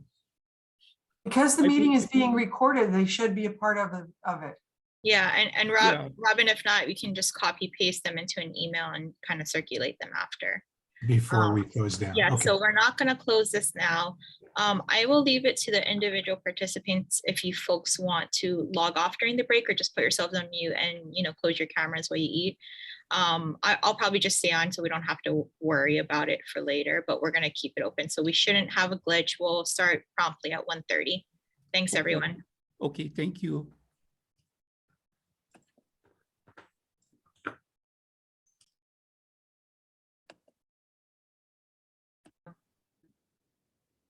Onana, who was iPad? Was that Mahina? I think that's Tessie. Oh, I'm sorry, okay. I'm just doing a count real quick. So Tessie and Mahina are missing. Yeah, Gordon? Tessie was on an iPad earlier. Oh, there she is. Okay. Do you have a quorum? Do we have a quorum or not? Yes, we do have a Okay. quorum. I'm hoping Mahina will join back in. Mary Alice, are you raising your hand? No, I am Okay. focusing my light so that I don't look like I'm sitting in a dark room. Okay. Okay, well, good. This is everybody. Thank you all. Thank you in particular to Gordon, Michelle, and Rachel for letting me involve you in this conversation as newbies. I have more for you shortly, so I hope your lunch has been a strong bit of caffeine. And thank you, everybody else. This has been a very participatory conversation, which is usually my first goal as a facilitator, is to get everybody involved. Michael, I'm going to come around to you shortly, so I'm glad you came back with us. I'd like to spend a little bit of time on the fourth component, only because of its history with us, the fourth component of our statutory requirements, and that is to, quote, submit a report and recommendations for improvements concerning ecology and environmental quality to OPSD for their annual report. This was a change we'd requested from Rep. Lowen and Senator Gabbard, and they were kind enough to include that in addition to way more than we'd asked them. But this was helpful. But I'm curious. I'm curious as to your thinking about what were the lessons learned from our prior experience with the annual report. Because I think, in my mind, they are relevant to some of the conversation we've had before today, earlier today. So what were the lessons learned from our annual report process prior to the new version of it? We don't have Steph here. She would be I was just going to say, if we had Steph here, she'd tell you how grueling and horrible it was, and how much time and energy it took, and how we weren't financially or in any other way prepared to do that task. And I would take the opportunity to thank Robin for coming up with some creative solutions for it as well. But to me, this is the key thing. I mean, I guess I really think the key thing we do is the liaison, but I also think if we're the receivers of information and the disseminators of information, and if we are liaising at all, then we have to report that. We have to say this is what we found. And I don't think that the report went to the public. I'm not sure that it was read by legislators. I know a few that did read it because I called them and asked them, but that's probably because I called them and asked them. And so it isn't so much that I don't see the value in the reporting, because I do, but I think my experience was that we needed to find a better way to report it out, to get it to be useful and helpful and read. So when we asked agencies how they were doing, they wanted to tell us. I mean, I didn't have a sense that they were reluctant to do that, but I'm not sure that they saw the reason for it. And I'm not sure they got the constituency to whom they were reporting. Yeah, thank you for the comments, Makala. I remember obviously Steph, but Rob, when he was doing it, and I, in my role, we were overwhelmed with it. It was a huge amount of work. It's almost as much work as Ron Terry puts into exemptions. And we all know that is an amazing quantity of work in terms of time. I mean, you could pay a staff person to do some of the work that Ron has done, and the annual report to a degree as well. So well, how did it work this year? Were we satisfied with it? Or now you really took almost full responsibility for it. getting it to Mary Alice. How did that work for you? Well, the report this past year was very much, it certainly wasn't as involved as we've done in past years. You know, fitting into our new role, we really gave kind of a brief update, right? So, and as we're going through, again, picking through the statute, and I'll know this isn't the first time we've gone through this. I know when we all joined the council, we had a really good session with Scott and he went through it. And again, this is, you know, about 5 years ago now, right? So we're finally revisiting something, but I don't know that our report this past year really met our statutory requirement. But as we're reflecting on it now, and Maka'ala, what you had to say, I think is so pertinent, right? I mean, prior to the changes from Act 52, it kind of was a standalone report. And even if we were making recommendations, I mean, we kind of just threw them out there, right, to the legislature and for whoever could do. I think now it actually makes a little bit more sense that we're making recommendations specifically to OPSD, and that our annual report goes to OPSD, right? Because OPSD is, you know, a fairly large agency. They have staff people working, and OPSD is very active in actual policy making. So for us going forward, you know, something more might actually come of any recommendations that we can provide. So then the question rises, what does OPSD need from us? What, you know, obviously the statute tells us what we're supposed to be looking at, but what does OPSD, what would they find helpful and actionable? Because one of the frustrations is in anybody's reporting, every single person on the screen writes reports. And we know that, you know, a majority of it just goes somewhere, you know, nobody, you know, it satisfies some requirement and it's gone. And I don't want to do that. I want to have it be helpful and meaningful to the agencies that are doing the job and to OP. You know, it should be useful. So I think it's a good chance for us a good time, Robin, for us to query OPSD and say, what could we produce that would actually be actionable, that would, you know, help you meet your mandate and help these agencies. Again, I bring it back down to the local level. If I was reporting to Mary Alice on the programs and annual activities of a local county department, what part of that would she find helpful, you know, or not? Or does it have any meaning, or should we just simply focus on the biggies? For example, you know, the stuff that's going on with Department of Water and Department of Health, things like that are on fire.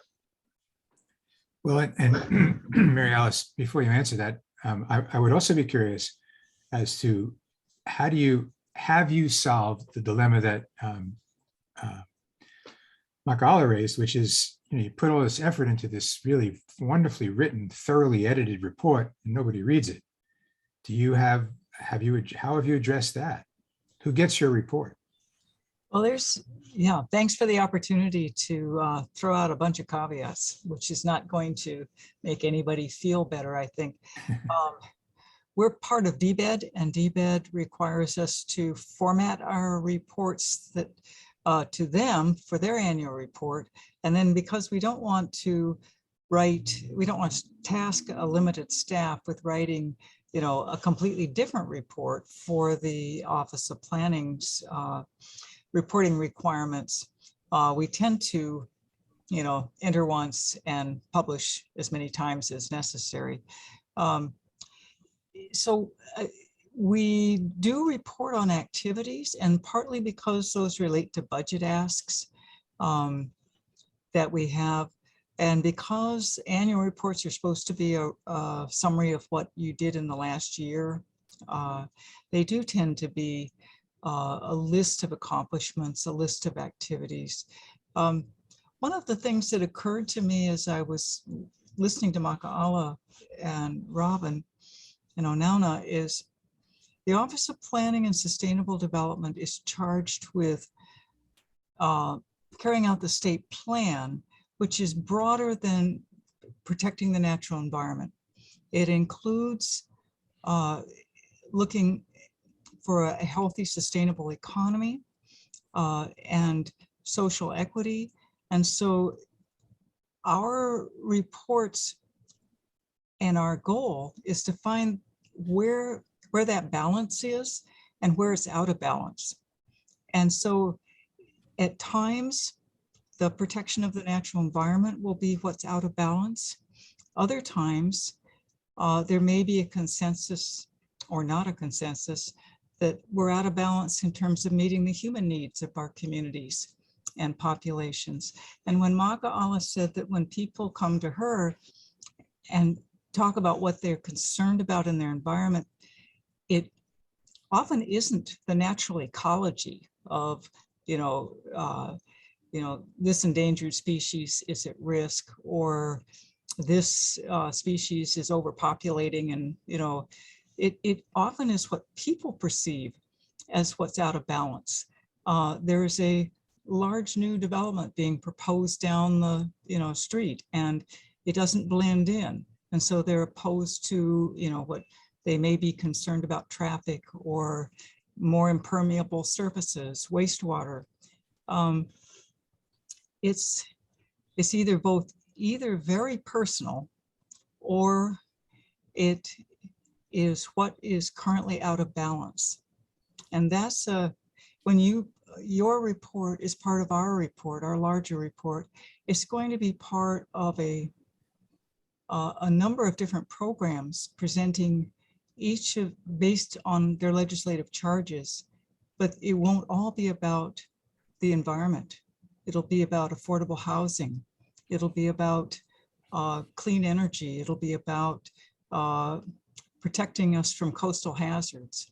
There's just a range of things. So to the extent that you may want to find a way to highlight the Environmental Advisory Council's particular charge, it may be that this annual report is not going to allow you to shine a bright light on the issues you're charged with looking at, because it's going to be part of a report that has coastal zone management issues, transit-oriented development issues, agriculture, protecting agriculture, producing more food, just a whole range of things. And that is one of the challenges of the Office of Planning and Sustainable Development.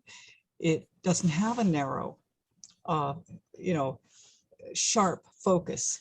It has a broad focus on maintaining and conducting continuous planning studies and looking for whatever's out of balance in the eyes of the legislature or citizens, and then focusing on that at any one time, or maybe a number of different focuses. So I think if you can find other ways to highlight the issues that you are most concerned with in any one year, that would be helpful. Scott, what do you think? You've got a very good history of this and an idea of how to communicate well. Scott's volunteered to write our annual report in the future, so I think this will be moot. No comment on that one. Well, first, I just wanted the comment about maybe legislators not reading the report. Don't take that personally. They don't read any of our reports.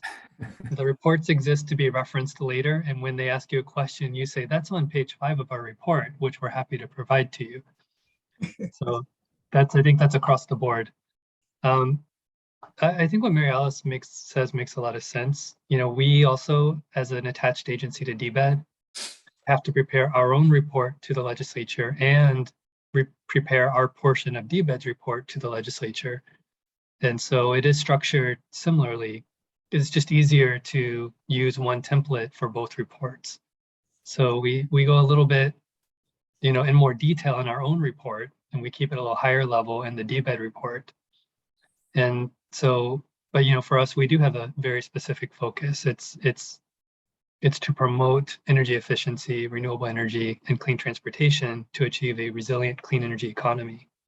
And so everything in our report ties back to those words. And then OP has a much broader set of things they have to balance. So, you know, me as a planner, I choose to try to balance energy and food and ag.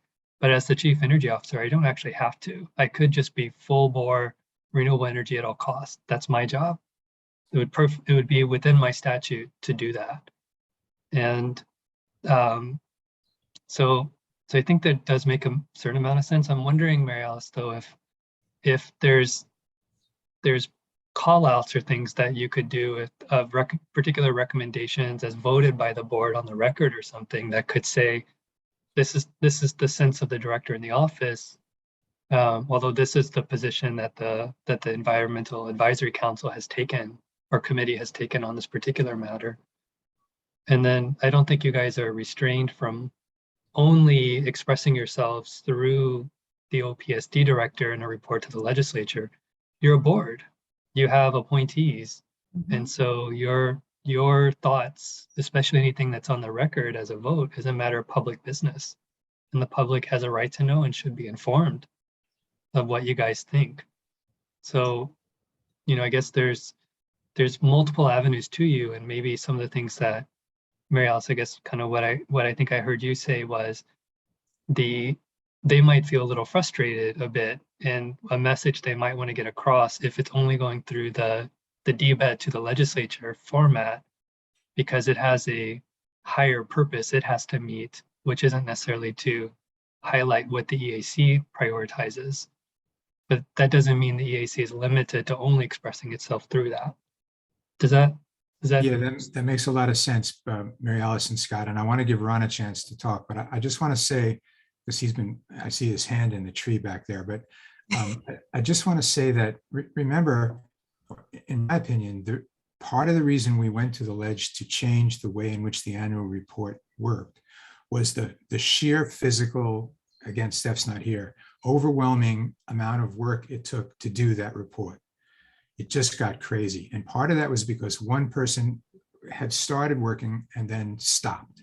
And it just got caught up in that. And so we were really focused on just simply moving that off of our plate.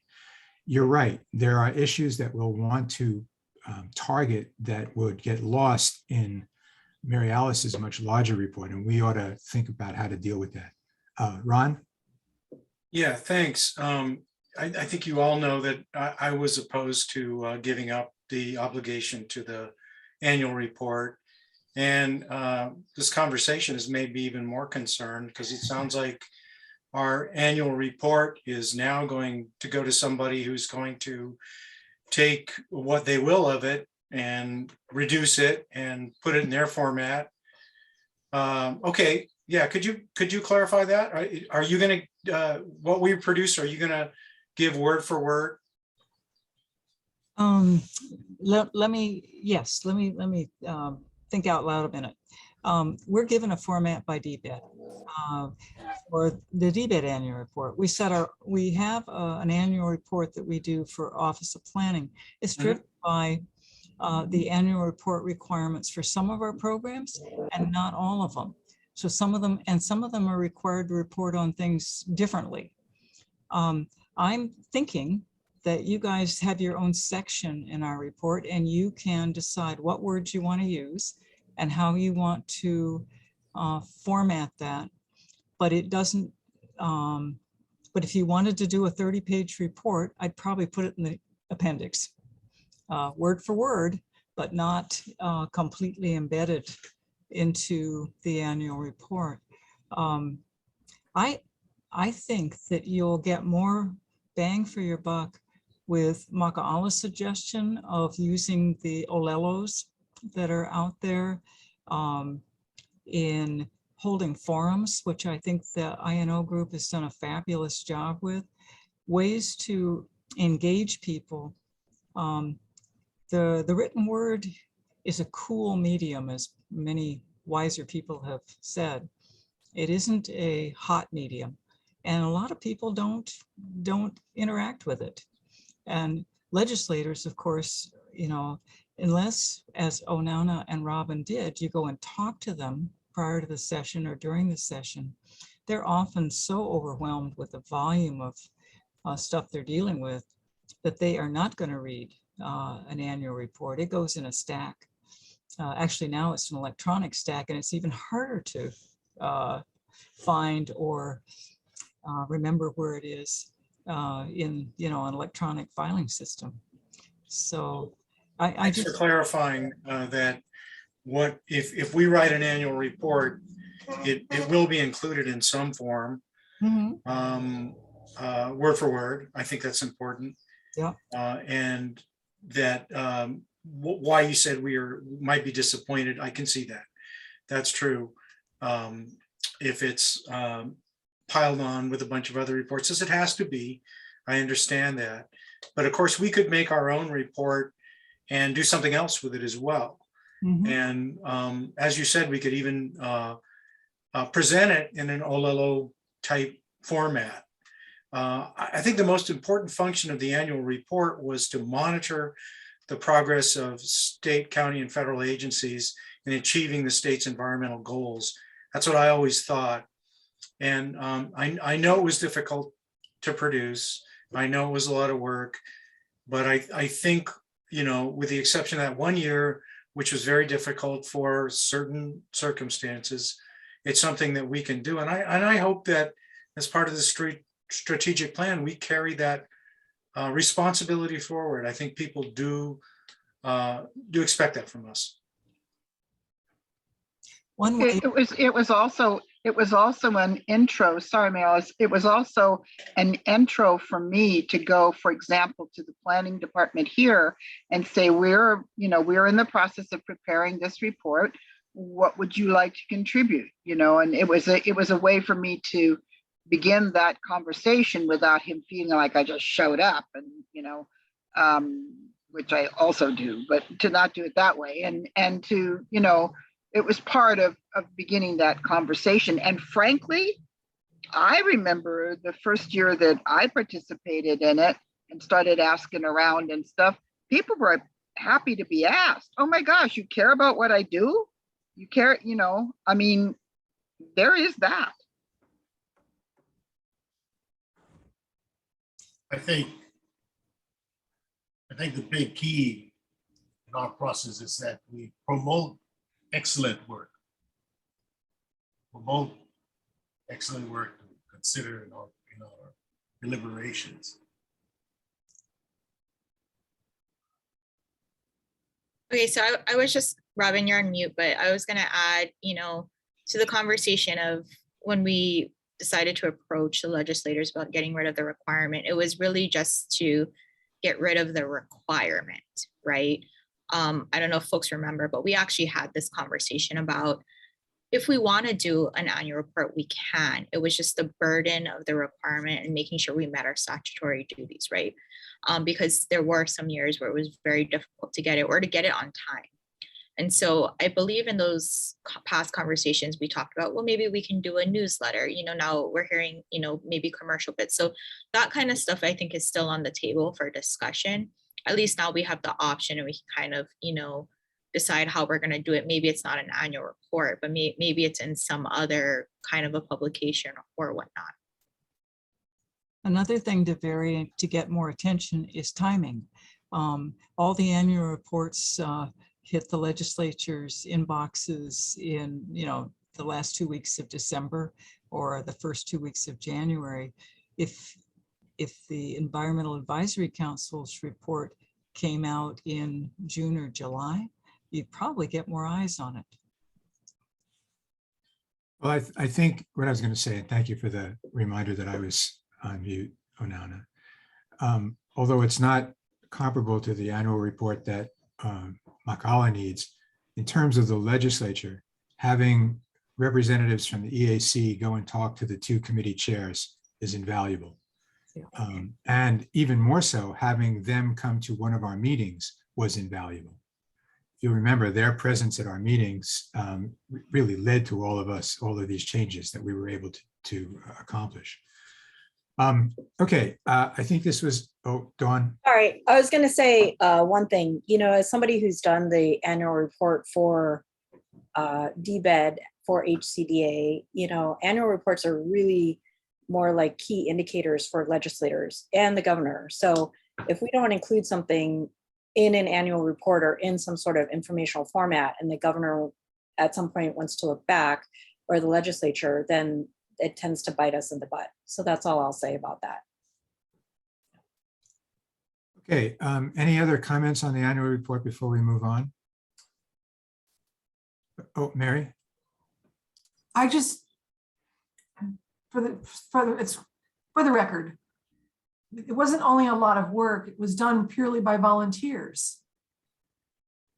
So I just want that to be in this recorded body that when we constantly talk about what we're mandated to do, this is all mandated for free. And in my world, if free isn't fun, then I'm not doing it anymore. So, Well, and it's also what you guys, I&O did. It's also what Ron does with exemptions. It's you know, this whole thing is based on volunteers. And that's okay. We all understood that. Nobody's expecting to get paid. But I just think that the annual report, even then in getting it printed, you know, Joseph paid for it 1 year. I put money in for it 1 year. It's just, you know, Wow. now we don't need to do that anymore because it's all electronic, but I would like it to be of record. That's why I'm speaking up at this time. Thanks. I think that's a real good reminder. Yeah, thanks, Mary. And I'll also say one more thing, you know, because of that issue, right? A couple of years, I think this was 2020, we went in with that budget request, right? I think it was for, what was it? 17,000, maybe it was $50,000. I think it was 50. 50, okay, which is, you know, a lot of money to normal people, but probably not much for an agency. And it was opposed wholeheartedly, you know, and then COVID hit, and, you know, we went from having zero to having zero still. Zero. But also I think we don't have a travel budget yet. Right, and I was going to ask Mary Alice, do you have budget? I mean, if we go back to in-person meetings, do you have travel money for commissions like councils like ours? No, what we have is 8 programs, and each one of those programs has its own budget. Our federally funded project, the Coastal Zone Management Program, can't share its federal funds with any other program because of the award requirements and auditing. So our land use division has, in good years, a travel budget when we're allowed to travel, but I'm guessing that both budget and finance and the legislature are going to be looking at Zoom meetings as a great opportunity to save money. Unfortunately, and while Zoom meetings have saved us during the pandemic, I think it doesn't replace, you know, traveling to the neighbor islands or the neighbor islanders traveling to Oahu and having a in-person meeting. So I'm looking forward to returning to that. But Robin, to your point, we don't have a general travel line item. We have specific travel line items for specific programs that have historically had a mandatory requirement for travel or a federally approved budget for travel. So what we need to do is start restoring the environmental review program's budget so that you have your own travel budget. This year, you know, we started by requesting to restore the Planner 5 personnel line items. And it's in the HD1, the House Draft 1, and that'll give you 4 staff instead of 3, which is, it's 2 o'clock. Understand from Scott or somebody that it used to have 9. So we're really down, but that might help a little bit with capacity. I'm hopeful. And then as we prepare the biennium budget, starting next August and September for submission first to Budget and Finance, and then as we appeal their denials and we get a final budget, a 2-year budget into the legislature, it'll be under the name of the new governor, but normally new governors in the first year use the former governor's budget request simply because there's not enough time to prepare a complete, state budget between November 8th and December 5th in the upcoming year. So this definitely, we will be asking for more money for the environmental review program in this next 2-year budget. And I'll try to put travel in there. What BNF does, as you guys probably all know, is they send out guidelines for budget preparation, and they usually say don't ask for anything. If you want anything more, give us an explicit trade-off that you're willing to take a cut in. And that's even when the economy is in great shape. Their whole goal is budget to reduce the cost of increase in the budget, in part because inflation and collective bargaining contracts drive a certain amount of budget increase regardless of any efforts at savings. So, but we will make a major effort to try in the next coming biennium budget. Thank you, Mary Alice. Okay, I'm trying to be mindful of time. We're going to switch tracks. We've gone through the 4 major components of what we are required to do. We have a couple of things remaining to do today. The first thing I would like you to do is take a minute, take out that piece of paper where you wrote down what is the EAC, and write, and don't share them with anybody. This is not The Price is Right. And write down what you think are the first 3 priorities for the EAC over the next 12 months. What are the 3 things you'd like to see as our leading efforts in moving forward over the next 12 months? I'll give you a few minutes to think about that. And I urge our 3 newbies to participate in this as well, since hopefully after Friday, you'll be confirmed.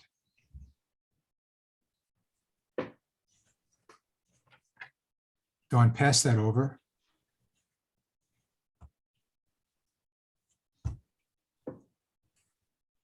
I already burned my mouth on it once.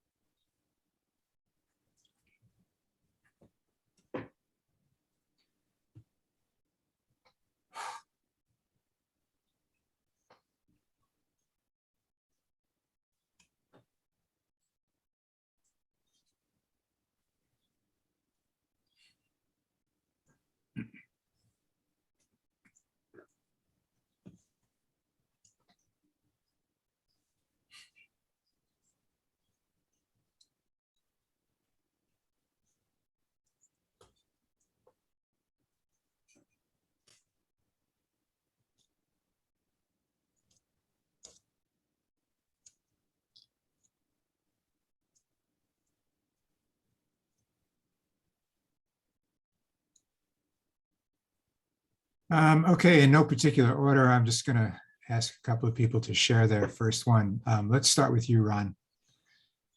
What's the first priority you think for the next 12 months for us? Well, it's easy. I already said it. The unfinished rule business, the things that people wanted us to do and we weren't able to get accomplished. I want to get that done, especially because Mahina is capably leading a rules committee that has some proposals out there. And we're going to hear some more from the public on that too. Some rule stuff as Mahina knows. So I want to get supplemental EAs on the table again, and Scott cringes, and also records of decision. Hey, sorry, I had to step away, take a phone call, but just rejoined and caught the end of Ron's comments, and including the cringing one. But supplemental is definitely something we totally punted on, pretty much in any form.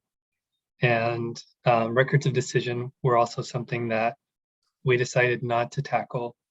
Although I don't know that it was like a punt in terms of like trying to avoid controversy so much. It's just feeling like it wasn't the time to tackle that one. The other question that's been in the back of my mind is, it's been 2.5, 3 years since the rules were enacted. And is it worth kind of checking in with the various agencies and stakeholders and saying, what's working? What did we get right? What did we miss? And, you know, are there things that need tweaks or not? How have the EISPN scoping meetings been going? Are they effective? You know, did they result in the purpose, which is giving a face to the community to feel like there's actually people engaged in a project?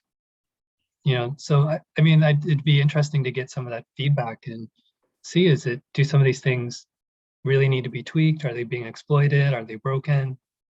Are they just not achieving their purpose? Are they just more work for people? Or, you know, you guys put this language in there, but nobody uses it because nobody actually knows what it meant. And I want to bring this one up carefully because there's people here involved in this as a subject that's ongoing right now, but there's certain words that are now getting attention that we never once thought we needed to define or address. In the 2 years that we did rulemaking, no one ever brought up certain words as things that needed clarifying. And now they're out there, and these questions are coming up. So there might be other kind of new issues people have identified that just didn't cross anyone's radar 2 years ago. I'm gonna, if this is okay with all of you, rather than going into the nitty-gritty of these specific priorities, I'd rather get a broader conversation to start. So that was very helpful, Scott. And Ron, thank you for that. But I want to move to the next person I'm going to ask. And since she's got a cup of coffee in her hand, I'll ask Mary. It's actually a cup of tea because I don't drink coffee. See how long it's been since we've been in person? You guys would have remembered that. I would have thought it would have been Kona, perfectly labeled Kona coffee. What's your first priority? Mine is actually you're gonna think that Ron and I have been talking. I want to craft an elevator speech on what the EAC is and what 341 is.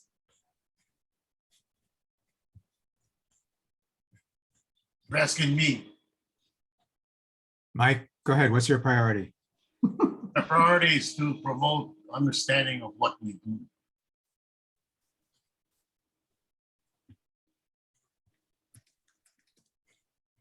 Yeah, thank you, Mike and Mary. I think those are really important. Gordon, do you want to take a stab? What did you put down as your first priority? Yeah, I think along the lines of Mike is for better or for worse. But since I'm new, is just maybe generating a higher public profile or exploring our options for a level of programs so that we can put our face out there and get more public input. Because I mean, if I wasn't on the GCA Committee for Environment, I wouldn't know that this existed. I know every once in a while we get our people who just call to complain, but if we could reach a broader public base and get more people involved, I think that'd be beneficial. Roy? Okay, sorry. Okay. Yeah, I see the council's role in kind of two functions. One is sort of administrative. You know, we administer the exemptions and EA rules and so on. But I think that what's missing is the holistic visionary side of the council, where I think we can do a lot of good. Basically, you know, we're a volunteer organization. I feel whatever we do, I want to see actual results, you know, where we do something and it actually helps the environment. And I haven't quite seen that. But anyway, and I think it's important to prioritize the problems, and I haven't seen that either. You know, we have all these huge watershed problems, ungulates, invasive species, And yet, I see the environmental goals focusing on injection wells, cesspools, and secondary treatment, and so on. And just to put things in perspective, the wastewater program is like, it's like $4 to $6 billion. So, and the city's capital improvement budget is $400 million a year. And here, when I talk to Emma Yuen of DLNR, she needs like 20 million each for say Oahu and Maui, and you really need to be spending the money on the watershed, but all the focus is on the wastewater, and a lot of it is due to lawsuits. Once you get sued like Maui and Oahu did, unfortunately, it's kind of a free rein. You just go to the council and say, well, we got sued, we have to do this, this, and this, but we need to step back and look at where we're spending our money. And the third thing is I want to see engineers and scientists get more involved and also be more respected. We're not good at going to public meetings, testifying, and all of that. Environmental groups are very organized. They sue and they do testimony. And even on the injection well, we had 2 experts really highly regarded. And Maui had their own experts, but with 3 minutes of testimony, you cannot get the message across. So what I would like to see is just these opposing groups get together, hash it out, outside of lawsuits and so on. And hopefully maybe the council can be a mediating group. And I think, they've done that in the past with the pesticide issue and maybe a little bit with the longline fishing issue and somewhat with the aquarium issue. So the experts as scientists just get steamrolled by the public. We're just not good. And even the county folks are not good at getting out the right message. So anyway, yeah, that's it. Good, thank you, Roy. Tessie, what's your priority? I've always been bothered with the carrying capacity. So I think if we cannot address that, it's just as important as climate change and all that stuff, because I don't know how each island or the state for that matter can handle the amount of people that come over to our state or our island and the burdens that it puts on the environment, and it's affecting the residents because a lot of us, well, still a number of us still make our livelihood, go out and fish and do all that stuff, our cultural practices. So it's very hard to, I don't know how it's going to be done, but to control the carrying capacity for people coming into the island, because we cannot control the flights. If there's a way we can control rental cars on each island so that visitors use public transportation instead of everybody renting their own car. Yeah, so I mean, that has always bothered me. During the pandemic, I mean, we talked about, cutting back on a lot of, well, sort of this stuff, but then seems like we're just going forward and just doing what we did before. In fact, to me, it seems like it's getting worse. Doesn't help that the airfare is cheaper to get over here right now, but I mean, yeah, carrying capacity for me is a big issue, has been for a long time. Okay, thank you, Tess. Mahina?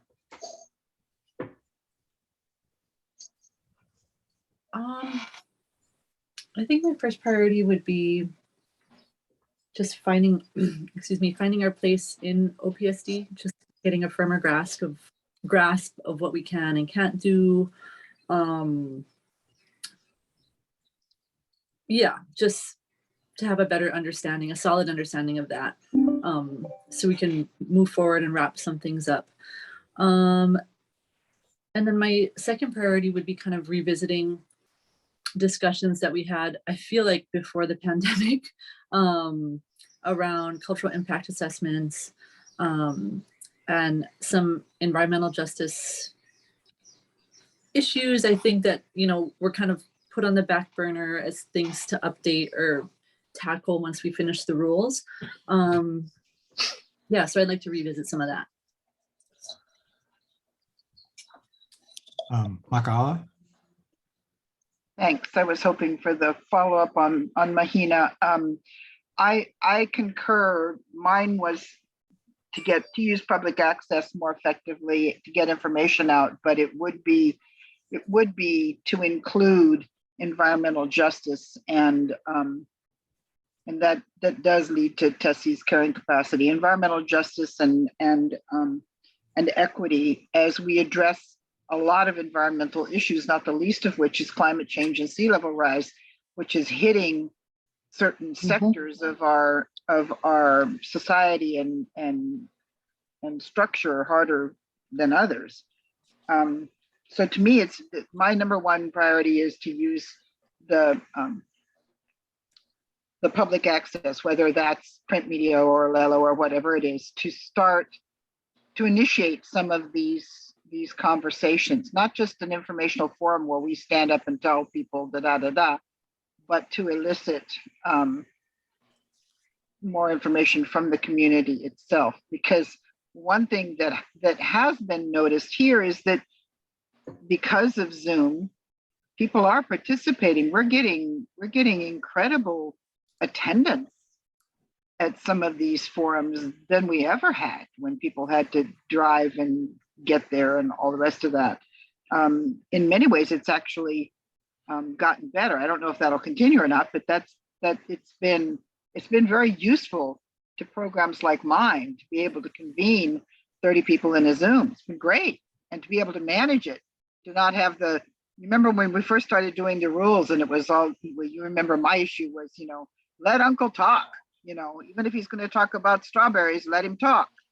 Well, one good thing about Zoom is, you can kind of moderate that a little bit. He doesn't quite get the soapbox. So in some ways it's really helped. It's helped broaden the conversation and it's helped moderate it a little bit.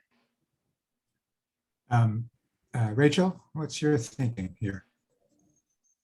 I did have a note similar to Roy's about identifying or prioritizing top issues where the Environmental Advisory Council could potentially make meaningful contribution.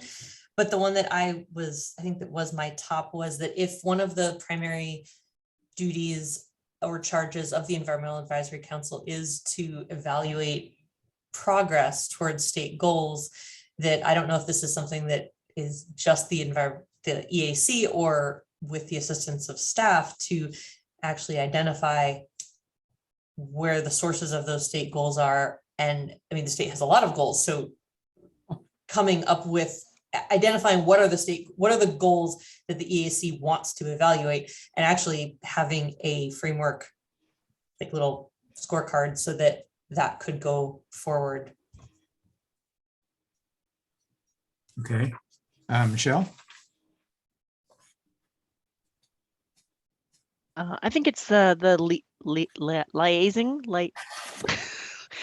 being the liaison with the public, and finding ways to make the 343 process clearer, more transparent, so that when we do get public input on projects, there's a better understanding of, and I think we touched on this earlier, what the process is and where input is meaningful and helpful. I was always taught the EIA class at UH Hilo a couple of times, and working with students who care very much about the environment in Hawaii, really having no idea what to look for even in an EA, picking up an EA document and just not even knowing where to start.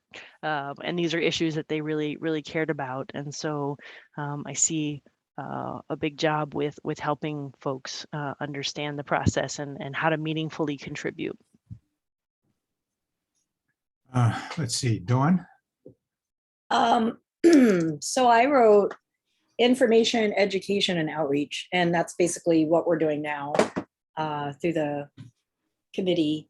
And I think information is really key, especially coming up, because with climate change and sea level rise and everything that's going on with property tax and affordable housing, it's all really linked together.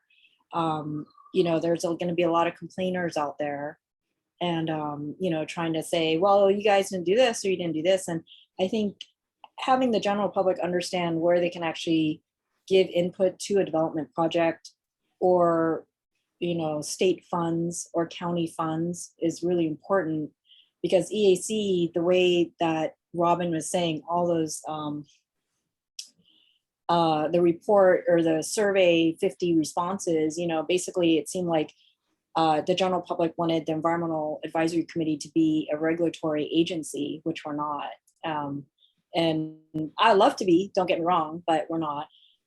Education would go a long way in form of the millions of tourists who come here and trample the resources. And, you know, just keep them from, you know, perhaps really appreciating the natural beauty that they come to visit and not destroying it in their self quest to get a selfie. And then outreach, you know, there's so many opportunities to do outreach in terms of, you know, Uber displays, or, you know, captive audience on the plane, or captive audience in luggage areas where you're waiting for your luggage. I think I counted one time when we came back from California, there's 8 Holokai slipper ads, the same ad, and there's only 1 county ad and 1 state ad. And I'm thinking that, you know, maybe there's no money in the budget for DBED or for us this year, but maybe next year, you know, there could be a budget line item to say, you know, we'll be able to hire advertising or education or something, and, you know, start these promos or run something like a snapshot for the news, KHON. So that's just my 3 little things. Thanks. Nana, I think you're last. Yeah. Sure. So for the next 12 months, I think my most pressing priority is I want to get our procedural rules updated, just because that it really has a bunch of stuff in there that we can't do anymore. And then continuing with, you know, things that we said we were going to do following the rules, and others have mentioned this, in terms of, you know, getting guidance on specific topics within the rules, and the cultural impact assessment guidance was something we had kind of started in terms of really, well, not we, but Mahina had reached out to some folks on, you know, getting an ideas of who we would invite for kind of that initial phase and getting feedback on what we would do. And then, you know, pandemic hit. So I think those are kind of the biggest things right now. Okay, did I miss anybody? Jody, would you like to chime in? And Mary Alice? I've been taking notes. Jody, no. But how can we hold it against you later on, Jody, if you don't speak up now? That's the plan. That's exactly the plan. Okay. Mary Alice, did you have any priorities you'd like to share with us? Yeah. I want this transfer from the Department of Health to be positive for the council.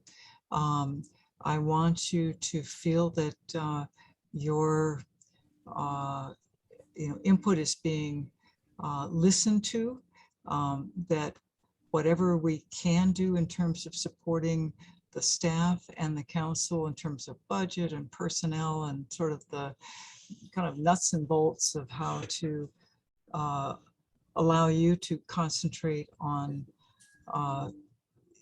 your charge, it would be what we want to do. We want to be a good home for this council. That's my goal. Okay, well said. Thank you. That's a pretty exhaustive list. There's a number of consistencies in there, I think. I guess my next question is twofold. How do you see us as a group of representatives from different islands, different cultures, different backgrounds, different cultures, different communities?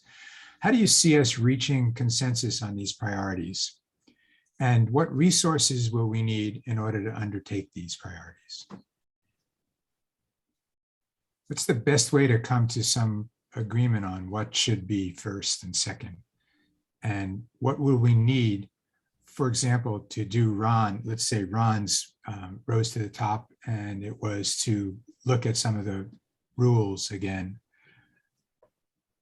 What's the process for that? What kind of resources do we need to do it? If we decided to focus on communication of what we do and what we are, what's needed for that? So what I'm trying to do is get a little bit more specific, in large part to help the planning committee that follows up have some next steps for us. So general questions on these priorities: how do we reach consensus, and what resources will we need to implement them? Let me just say something first. I think if we don't know what our rules are and if we don't know what we can do, then we can't really reach out to anybody and tell them what we do, because we're still working on that ourselves. So I think we got to, this is just me and I'm not even here, clean house first and then reach out to the public. So you mean our procedural rules that Onana was talking about? Is that what you're referring to? Yeah, because I mean, if we're doing things we can't, and if we're not doing things we can, we really need to gain an understanding of exactly where we stand. And then once we have that, I think we can branch out from there. And what do we need, Mahina and Onana, to do that? If that was to be our priority, what resources are needed? What role do we need OPSD to play, for example, and the rest of us? So the procedural rules, and thank you, Gordon, that's a very good point. I mean, let me step back. I'll address the procedural rules first, and then I'll address, I think what Gordon was getting at. Procedural rules, Rules Committee has been working on it. Thank you to Jody and to the AG's office and Mary Alice for, taking the time to look at Act 152 and telling us really what can we do.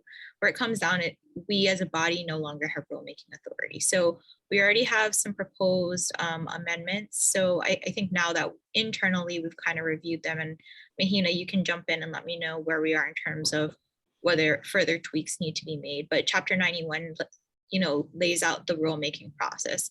I think for the procedural rules, we probably don't need to do something as involved as was done for the 343 rules, because these are really more just our how do we operate kind of rules. It doesn't talk about our roles, our goals, our priorities, or anything. It's just, really straight procedural stuff. But still under Chapter 91, I think we have to get approval through the agencies, and it's been some time now, to actually, put the rules out for public notice. We have to do the 30-day public hearing and all that jazz, right? To get the rules, the drafts out, look at comments, and then if, to the extent there are no substantive edits, we can go ahead and get those rules signed into law. So a very similar process to last time, and I think they're fairly close. Gordon's point, I do want to touch on knowing how we want to proceed first. That's really important foundationally, before we go out and tell people, hey, this is who we are, right? So I think we've already been doing that to an extent, but this conversation today has been really great. And again, honing down on what our statute says, but let's find out, okay, this is what we're currently doing. And we could start doing outreach on that.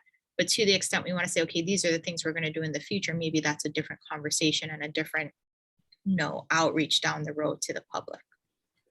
What is the role for the rest of us on this council in terms of the procedural rules, if that's to become our priority for this next 12 months?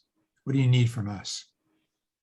Well, once the Rules Committee, gets the proposed draft in a form that it's ready for the council to review, then we'll ask for council to review, and then we'd have to vote to actually get it out through the rulemaking process. And how close are you to that? Mahina, I guess pretty close. Yes, Yeah, I think we're really close. The committee has come together with proposed revisions. We've reviewed drafts, and thank you to the AGs for providing their feedback. Yeah, I think we're right there in terms of substance. Probably won't take the whole of our next 12 months to do.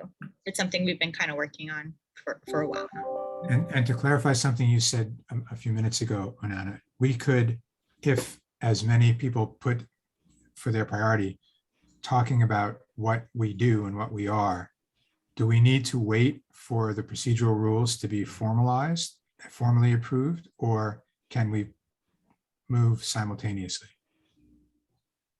Yeah, like I said, the procedural rules don't touch on the substance of what we do. I'm trying to think it, I mean, to the extent we wanted to actually do rulemaking on how we do an annual report, I suppose we could do that, but we currently don't do that. And I don't know that I would recommend that we have specific rules for that in particular. Unless we're told that we have to, right? So, yeah, I mean, all the other stuff can go, and we have been doing other things, you know, concurrently with cleaning up our procedure rules. So for example, just for folks who may not know, the stuff we're cleaning up in the procedural rules, it still refers to OEQC. It refers to us doing appeals, contested cases, you know, things that we no longer can do by statute. So it's really, you know, cleaning up technical language, as well as, you know, deleting things that no longer apply to us. And as one of the non-lawyers in this group, the distinction between the procedural rules that you're cleaning up and the rulemaking that Ron is referring to are very different. And what I thought I heard you say is that we have an opinion that we no longer have rulemaking authority. So to do what Ron is suggesting in terms of revisiting, and Scott, revisiting some of the things that we did not address, how do we do that? Is that something that we ask Mary Alice to deal with her rulemaking, or does it have to go to DBED for its, since we no longer have that rulemaking authority? I'm sorry if there's I just don't understand that. So. Well, under Act 152, the body that actually does rulemaking is now OPSD for the Chapter 343 rules. When we talk about our procedural rules, we're talking about Title 11, Chapter 201, right, which are rules of practice and procedure for the Environmental Council. So every agency has, you know, their own rules of practice and procedure, right, which really deals with how do you file things before that agency. If they do contested cases, how do you do that, right? So nothing to do with the EIS rules, as we refer to them, which are Title 11, currently Title 11, Chapter 201. So that's 200.1. Huh? 200.1. 200.1, sorry, thank you. So part of this update, right, is, you know, Title 11 is Department of Health. So in updating things, sorry, Maya Alice, what are you, Title 15, right? Title 15. So our rules references will change. So that's something we'd have to do for the EIS rules, which are currently Title 11, Chapter 200.1. And those deal substantively with rules required under HRS Chapter 343. I think it is, Robin's question was very good though, because I know Mary Alice has already said that she would let our council take the lead on EIS rulemaking, but of course they're going to be her rules and her agency's rules and under DBED. And we also need support from her agency. We had a lot of support during the rulemaking. We had budget, we had other staff. So we're gonna be asking you, Mary Alice, for help when that happens, and also, you know, for your input and the boundaries, you know, that we're in. We're no longer the group that makes the rules. We're an important part of it, but we're not that group. So you're gonna, I think, really gonna have to think real carefully about how you articulate with us. It's going to be one more thing you have to do. I'm sure you need more. Yeah. Let me throw something in there before you answer, Mary Alice. One of the things that was so valuable, and I'm sure for the very rare occasion I can speak with my colleague from Kauai, speak for my colleague from Kauai as well. One of the things that was so valuable about the process that Scott led us through was the amount of public input we had on those rules. And while it may be very clear to Ron and Scott and others of you, that component will need to, I would think, would need to be a major part of any revisiting, no matter who does it, whether it's Mary Alice or whatever, to how we make those, how we revisit those rules that you would like to see revisited. Yes. Yeah, so I did want to add to that note, right? When we did rulemaking the last time, you know, Scott, again, was very instrumental in coming up with this process that allowed for public participation and extra public participation. Really in rulemaking, what's required by statute is the one public hearing. So for us, because we were the rulemaking body, we are a Chapter 92 agency, we have to hold public meetings. So by nature, there were also additional opportunities, right? Every time that we put out a draft, anything the council reviews under Chapter 92 needs to be out. So I think this is something we do need to discuss, and we need to discuss with OP, because, you know, Mary Alice, correct me if I'm wrong. I think how you folks may traditionally do rules, depending on which division is doing it right, is via staff. And I don't know that you folks are required to sunshine. So by nature of, well, I mean, depending on who's doing the rules, right, within OPSD. And so I could be incorrect. So depending on certain agencies. So that's something that I think we definitely need to work through in terms of any further amendments to the Title 11, Chapter 200.1 rules. Mhm. I think the new law says that we, Office of Planning and Sustainable Development works with the council in a consultative, oops, I've got the wrong word. So we can't move forward without consulting with the council. We would not anyway.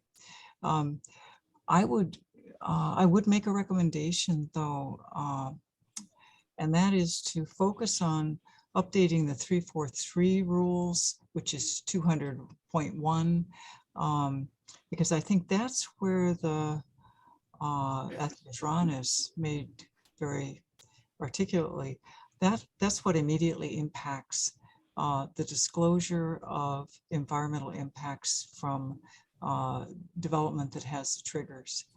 And your 341 rules, which I think Mahina's already worked on, a lot of that is no longer consistent with the new statute, with the changes in the statute. And I have a personal thing that you don't have to put the address of the office in rules.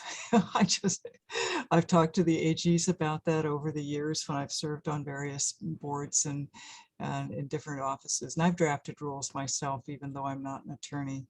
And some of those things are old style, where the physical location of the office was, you know, the only way that the public could interact with a program. It's no longer the case. It's been made very articulately today. So there's just, you know, things in your, what you're calling your procedures and practices that are, you know, really don't have to be in rules. So I'm hoping, but it's up to you guys, that you'll focus on changes that are either desired or necessary in the Chapter 343 rules, the 11-200.1. Just a suggestion. If I could add a 2 cents non-facilitator, but council person perspective for a minute. I so admired the extra outreach that we did, as much of a challenge as it was. That really, really was invaluable for a number of reasons. But secondly, I thought Scott's suggestion of going back to the people who have to follow those rules and finding out how effective they've been, what's not worked, what has worked, before we would lose an opportunity if we did just the 1 or 2 that we think are important. There may be some that someone else thinks is real, others think is really important. So I know that doesn't make it as fast, perhaps, Ron, as you might require or need. But I think that my instinct would be to first find out what's worked and what's not worked, and is there anything else that needs to be adjusted? And then perhaps form some kind of group to work with Mary Alice and her folks on how best to do that, what process of hers can meld with the process that we had. It's just my 2 cents. I'll put my facilitator hat back on and be quiet.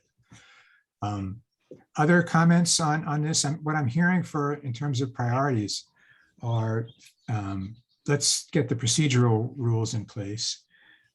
Let's work on our outreach communication in terms of what we are, and then simultaneously to work on the rules, finding out what's worked, what's not, the 343 rules, what's worked, what's not, and then begin the effort of having, I think your term is, there's an official term for it, not supplemental rules, but revisiting reopening the process, whatever the term is.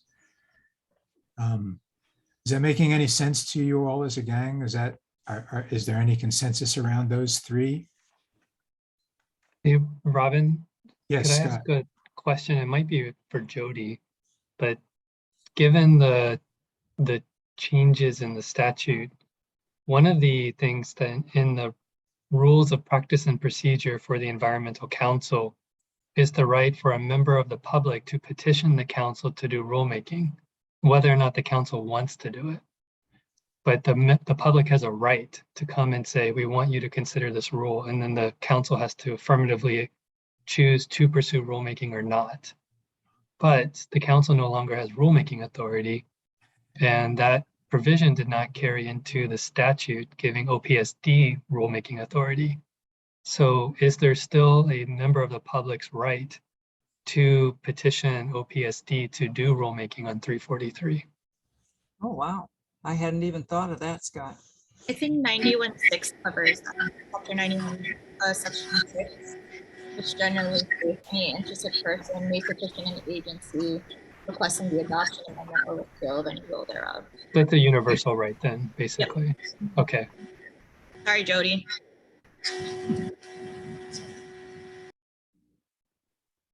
Yeah, and I thought agencies, agencies on their own right can also decide to do rulemaking under chapter 91. So the language currently is after consultation with the affected agencies and the Environmental Advisory Council, the office shall adopt, amend, or repeal necessary rules for the purposes of this chapter in accordance with chapter 91, including but not limited, and then all the various pieces of that.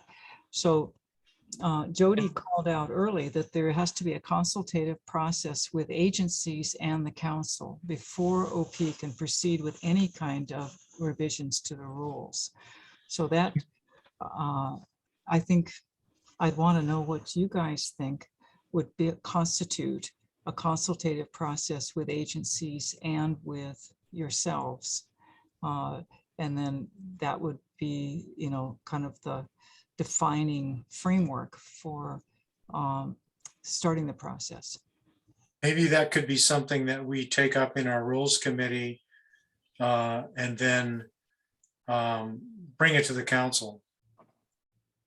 Yeah, and if you guys don't mind, if Scott, can I ask you that specific question? Because I think I might have come on a little later than others. In terms of what was the very first step that you did with, you know, the amendments that got passed in 2019? Oh my God. How did you start that very first outreach to agencies? Have you? Joseph Shackett was the chair at the time, and he sent a letter to basically each of the agencies that have exemption lists, asking them for input on changes to the rules. That was the opening formal consultation of affected agencies.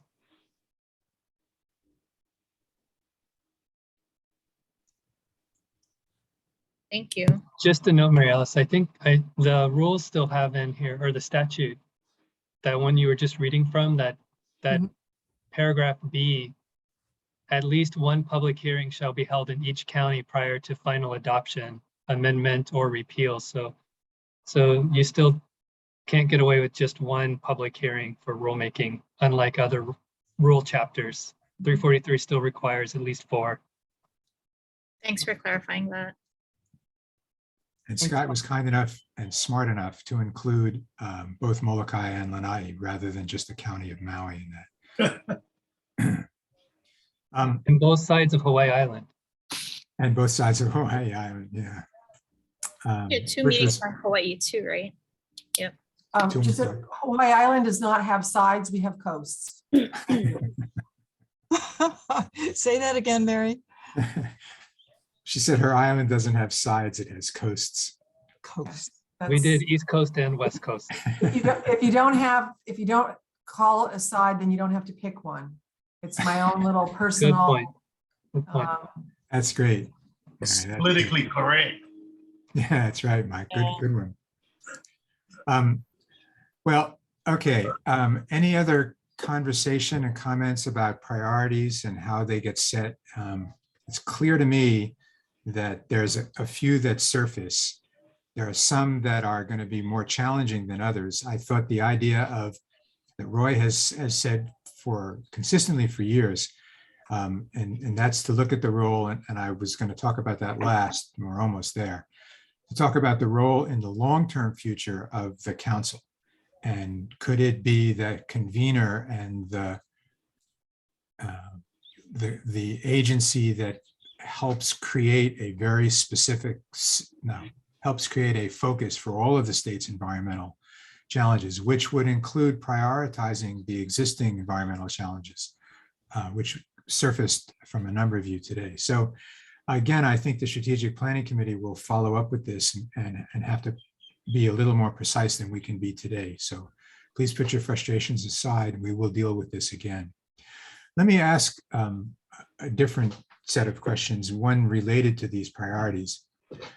With your collective thoughts here, how best, and we've talked a little bit about this so far, how best do we communicate the role of the Environmental Council to this public? I mean, if you look at the 50 people who, and they're anonymous, who had such great expectations for us, who thought we would actually review every EA and EIS and make the rivers better. How do we communicate what we really are charged to do? And how do we pick those to whom we must communicate? How do we manage that process? Hey, Robin, you might have talked about this at a past meeting on the survey, but I know it was anonymous, but do we have an idea of the mix of individuals, organizations, or agencies that participated in the survey? No, I can give you the list of who we sent it to. Right, okay. And that would be one way to start. And it was a list that you all contributed to in one way or another. Mm-hmm. But when I checked with the folks who administered it, they do not have that information. Okay. Mary? I'd just like to make a point that, and I'm not saying it's wrong to do, but we're basing some actions on the fact, on the responses to a survey that came from people that we picked. Not from putting an ad in the newspaper and saying, tell us what you think. Yeah, I think, yes, that's true. But remember that the 50 or so people to whom we sent this were people that had, we assumed, some knowledge of the. I agree, Robin, but I just think that. Well, yeah, the general, right. I mean, if our audience, as you said earlier, is the general public, the people who live with the results of the EAs and EISs, then we need to figure out a way to communicate with them too. Right. So let's talk I'm not about meaning that. to be argumentative. I just wanted to. No. You're not taking a coast. It's okay. We need to talk about who, I mean, Mary raises a great point. Who do we want to communicate with, and how do we best inform people of what we do and what is 343 and what role does it play in our communities? It's a huge undertaking for an all volunteer group, but with Mary Alice's support, maybe there's a way to do it. What do you think? How do we deal with that? Robin, could I? Sure, Scott. I know we're getting close to the end of time, and I just want to put on folks' radar a couple things going on that would touch on some of the priorities you guys identified. President Biden announced with the Infrastructure Act that he wants 40% of the overall benefits of the Infrastructure Act to flow to disadvantaged communities, which he calls the Justice 40 initiative. And this is very much focused on environmental justice, energy equity, climate equity, any of those kind of combination of words kind of flow together here, and identifies federal programs and that are covered by this commitment he made. And the federal agencies are really struggling with what that looks like. And in turn, we state agencies are struggling with what that looks like. And so to the extent that you guys want to engage on the question of energy equity, environmental justice, climate justice, I put in the chat a link to the Office of Management and Budget from the federal government on describing their interim guidance on what counts as the Justice 40 initiative. Might be something to dig into, and there's a lot to chew on there. But I think at bottom, the question is, how do we as state and county agencies, how do the federal agencies engage with ensuring that 40% of infrastructure dollars go to the benefit of disadvantaged communities? And that's, I think, defined two ways. One is within the context of the country, which we think Hawaii is high on the list of vulnerable and disadvantaged communities relative to other parts of the country. But also secondly, within the state, and communities in the state that are more vulnerable or disadvantaged than other communities. And this might be an avenue of engagement that could be really productive for you guys to help inform that, to get input and provide input. And there's money for this. You know, there's federal grants that are going to be out there to help this. That puts a certain amount of burden on Mary Alice if you guys want to go after a federal grant to try to help you do it, but it could be worth a conversation if you're open with it, or with DBED or whatnot. But you know, we're all trying to figure out how to digest the Infrastructure Act. You know, the Department of Energy has $60 billion it has to spend in 5 years, and about 20 to 30 billion of that is covered by the president's commitment. So 40% of $30 billion has to flow to disadvantaged communities across the country. So, and that's just DOE. There's USDA, there's Department of Agriculture, Department of Transportation, and all of these things are going to have environmental effects. They're going to affect environmental quality. So just, you know, I heard in your priority list, equity come up several times, environmental justice. And this is the most gnarly EJ problem we as state agencies are trying to digest and turn into implementation right now. Scott, am I on mute? Is there a collective effort among the state leadership to address that in a unified way for Hawaii, or is it kind of every department for itself so far? It's a little bit of both. We have some guidance and coordination coming out of Governor's office on the overall Infrastructure Act and ensuring that state agencies aren't competing for the same projects or the same funds, or that if we are identifying the same funds, then we're working together with each other to not waste our time in local matches going again for the same things. But to the extent that it's like defining or like really zeroing in on the equity piece, not necessarily. It's more the overall coordination. And one last question. Is there somebody in the governor's office or within the state system that you think we should let know we're at least beginning to pay attention to this as an EAC? Yeah, her name's Mary Alice Evans. Thanks. Got it.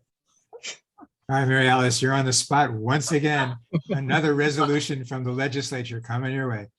Okay. Thank you, Scott. That's very helpful and very interesting. They do have one on urging, I think it's the governor to coordinate use of federal funds for climate change adaptations. Yes. So, yes, Maka'ala. I can't stop myself. You've all heard me say before, I love it when government is broke. And this is another example of why I say that.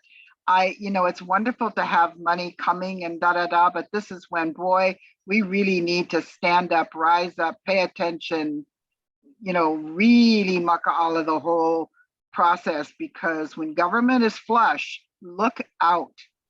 And good things can come of it, but it always has, that's that other stuff that happens too. Thanks. Well, I think to Maka'ala's point, when there's that much money floating around, there's no time to watch, to be careful. And protecting the environment is always, to me, is being careful. So. Okay, thank you for that, Scott, and Mary Alice for volunteering to spend the money for us. I think that we have about a half an hour left, and I wanted to set aside some time. If you have more conversation about priorities, please, I'll give you a few more minutes. But I want to spend the last part of our meeting talking about the future in the long term. We've talked a lot about today, we've talked about 12 months, we've talked about 3 years. But I wanted to spend some time and let us do a little bit of daydreaming, if you will, and talk about what would we really, if we could make these changes, what would we want the EAC to be doing? But before we get to that conversation, is there anything else on priorities that you want to talk about? This conversation will go to the Strategic Planning Committee for its follow through. So I'm not so concerned that we dot all the T's and dot all the I's and cross all the T's, but anything else on priorities before we go to this last section? Okay, then let's switch gears and play, if you will, for a little bit. In the very long run, in the next 10 years, what would you think would be a way for this body, this EAC, to have done what Roy talked about earlier, to have actually made a physical difference in the environment, to have had an impact, to do something so noticeable, if you will, that it was called the EAC moment? What would you like to see this body be doing in the long run for the environment in Hawaii? And I'm going to start asking Rachel, Michelle, and Gordon to kick this part of the conversation off, because you bring the least baggage to this conversation, least historical baggage to this conversation. Plus, I can follow up with you, Rachel, after the meeting and go next door and see what you really thought. But seriously, the three of you, you can kick off this conversation. You have some history. You've heard some of our challenges. What do you think, if you were to be on here for 10 years, you'd like to say you'd accomplished for this agency or council? Mine ties back to the short-term priority, to know that I contributed to, not just the public's participation, in 343, but made the process more transparent, more clear for agencies as well, so that it's a process that works well, and people feel like when they participate, it matters.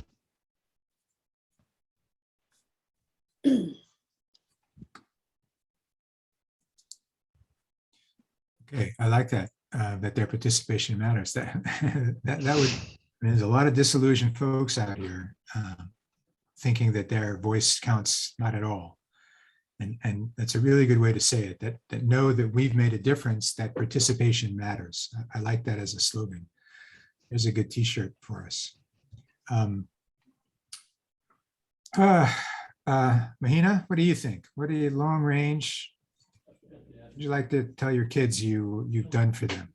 Yeah, I got your computer. I have to use my own because I cannot sign in. Yeah, so I just left it over there. Talk about pressure. I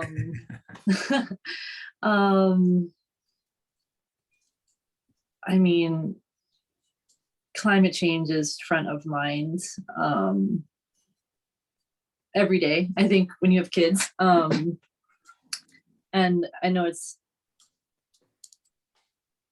incredibly complicated and so many things we all know, but if I can make at least, it's 3 o'clock, some small change in how future generations in Hawaii experience climate change, and if they're able to continue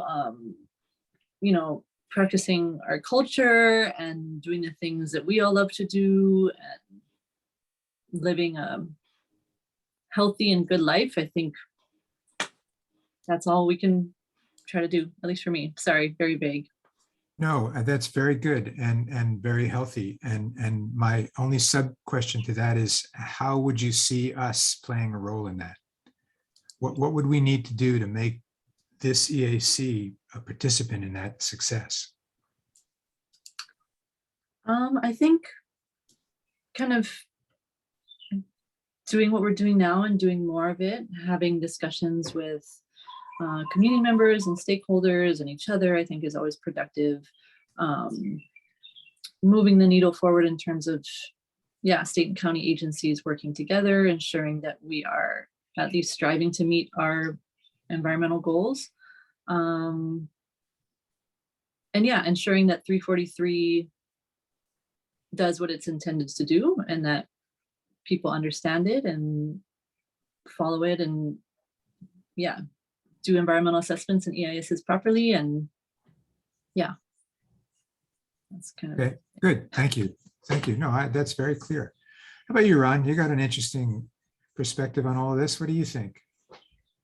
Yeah, I'll go a little contrarian on everybody. No, right you. now. So yeah. No, I mean, I completely agree with Michelle and Mahina. I thought they said very good things, and I might have started to go down that vein.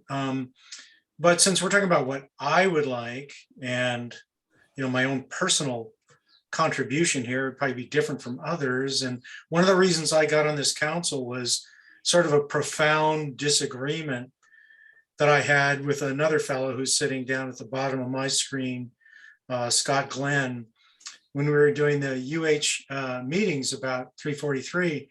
And, I wanted to bring my perspective as a practitioner, EAs and EISs. And since that time, I think Scott and I probably agree on 99% of things. We've being on the council has changed my mind, and I know his work has changed his mind, and we've really met in the middle on it. I always want to see that EAs are not only done well, as Mahina said, but also they're done fairly, and that the impacts of impact statements are really considered. And when I say that, I think most people think I'm watching out for the interest of developers. That's a fair enough thing to think when someone says that. Although I don't work for many developers, 95% of my clients are government agencies. So I'm really thinking the same thing as about developers, but with government agencies, that we don't burden government agencies with unfair, unrealistic, impossible expectations as much as we want to see out of EAs and EISs. And I don't want this to go on too long, so I'll just bring it down to one concrete example. And some of you may have seen an op-ed, and I believe it was the New York Times, about an EA process in Berkeley, California right now. The University of California at Berkeley is trying to expand their student population and get a couple thousand more students on campus. And a coalition of environmental groups has come forward to oppose it based on the fact that universities bring with them trash, trashy behavior, homelessness, traffic, on and on and on and on. And the EA and EIS process has been turned into something different from what it was intended to be quite often. And we have to be on guard to make sure that it's not just a, NIMBYism has become environmentalism around the country. And we have to guard against that. In very important social programs, environmental programs are defeated based on NIMBYism, taking advantage of the environmental process.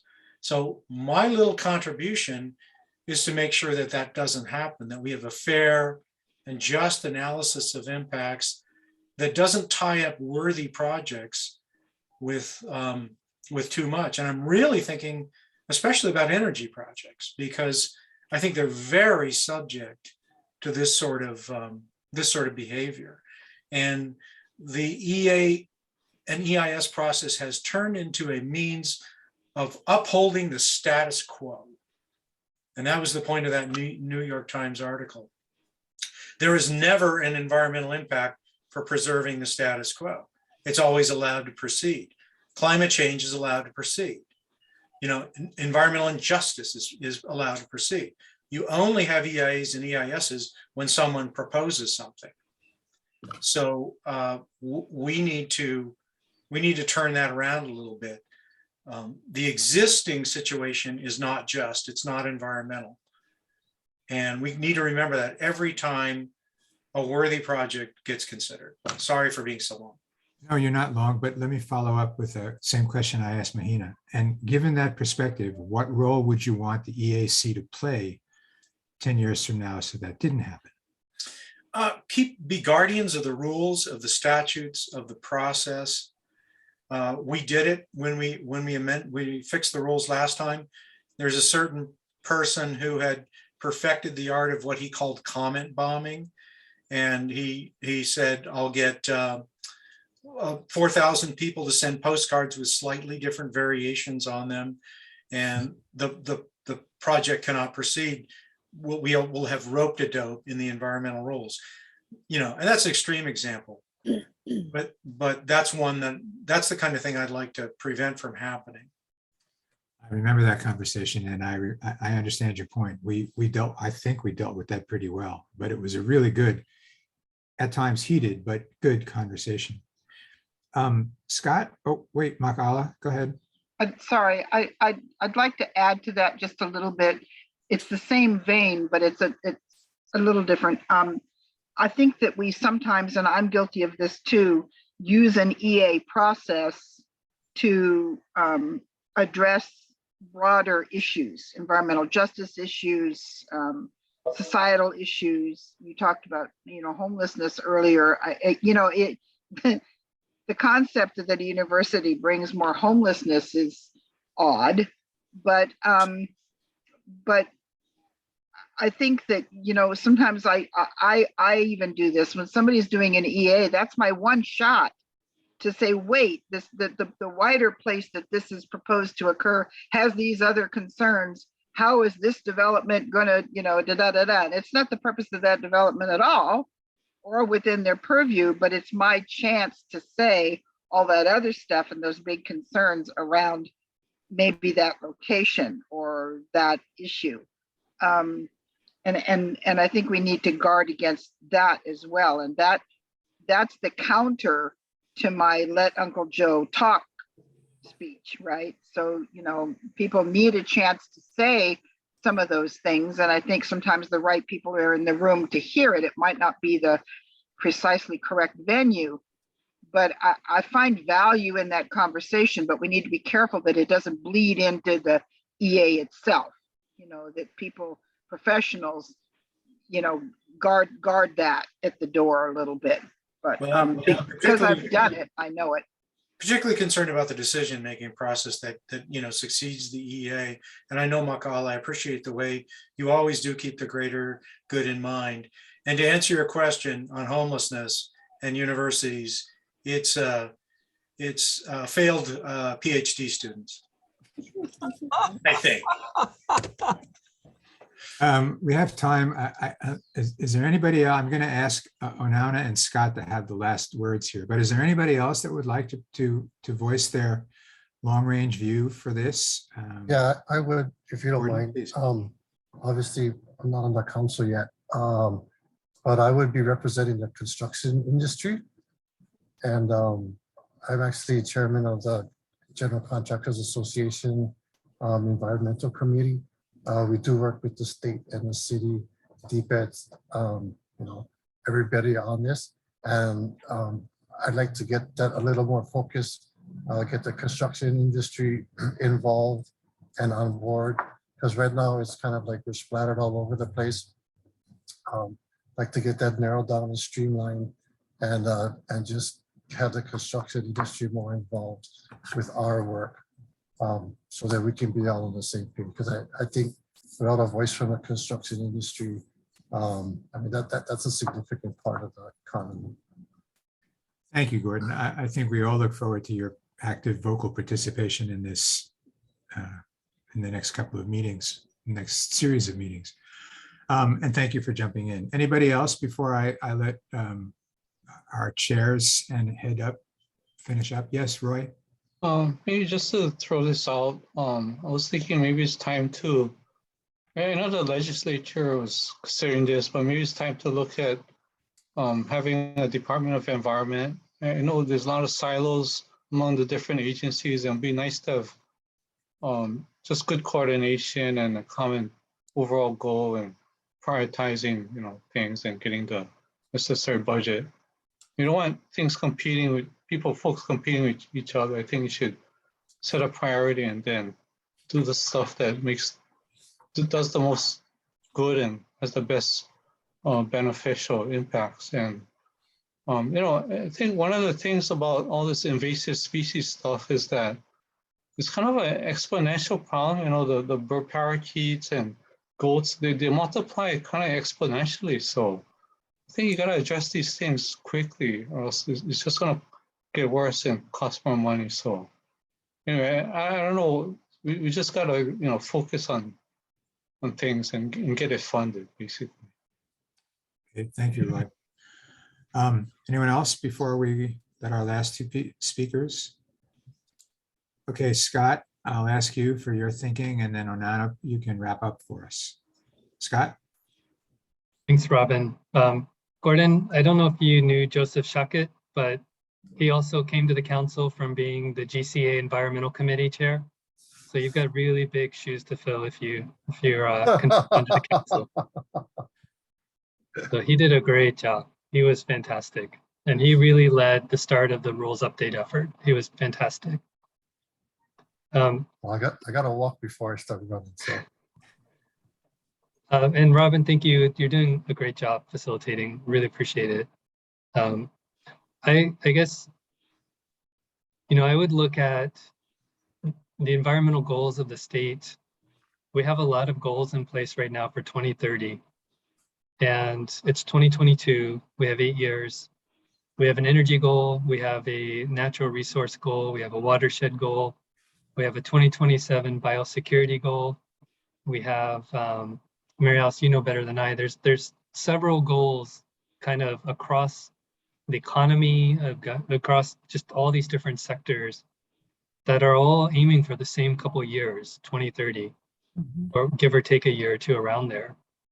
And doubling local food, things like that, to the extent that the council is monitoring, and Robin, you're asking, 10 years out, what do we want to look, what should the council be looking back at?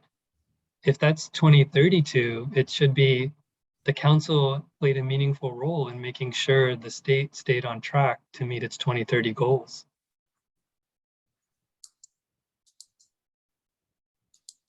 Especially with respect to environment. That's great, Scott. That's really direct. Onana, before I let you close, Mary Alice, I didn't give you a chance to jump in on this particular question. So if you have anything to add, please do. You'll still be in that position 10 years from now, we're sure. There'll be enough resolutions to keep you busy for the next 10 years. So the office will certainly be busy for the next 10 years on all of those. I think my goal for 10 years for the council is to continue to listen to the community and find those hot spots that are, that make people feel like their environment is deteriorating and that things are getting worse. They will change, and I think I'm probably more accepting of change than some people. I think we're all on a spectrum or a continuum,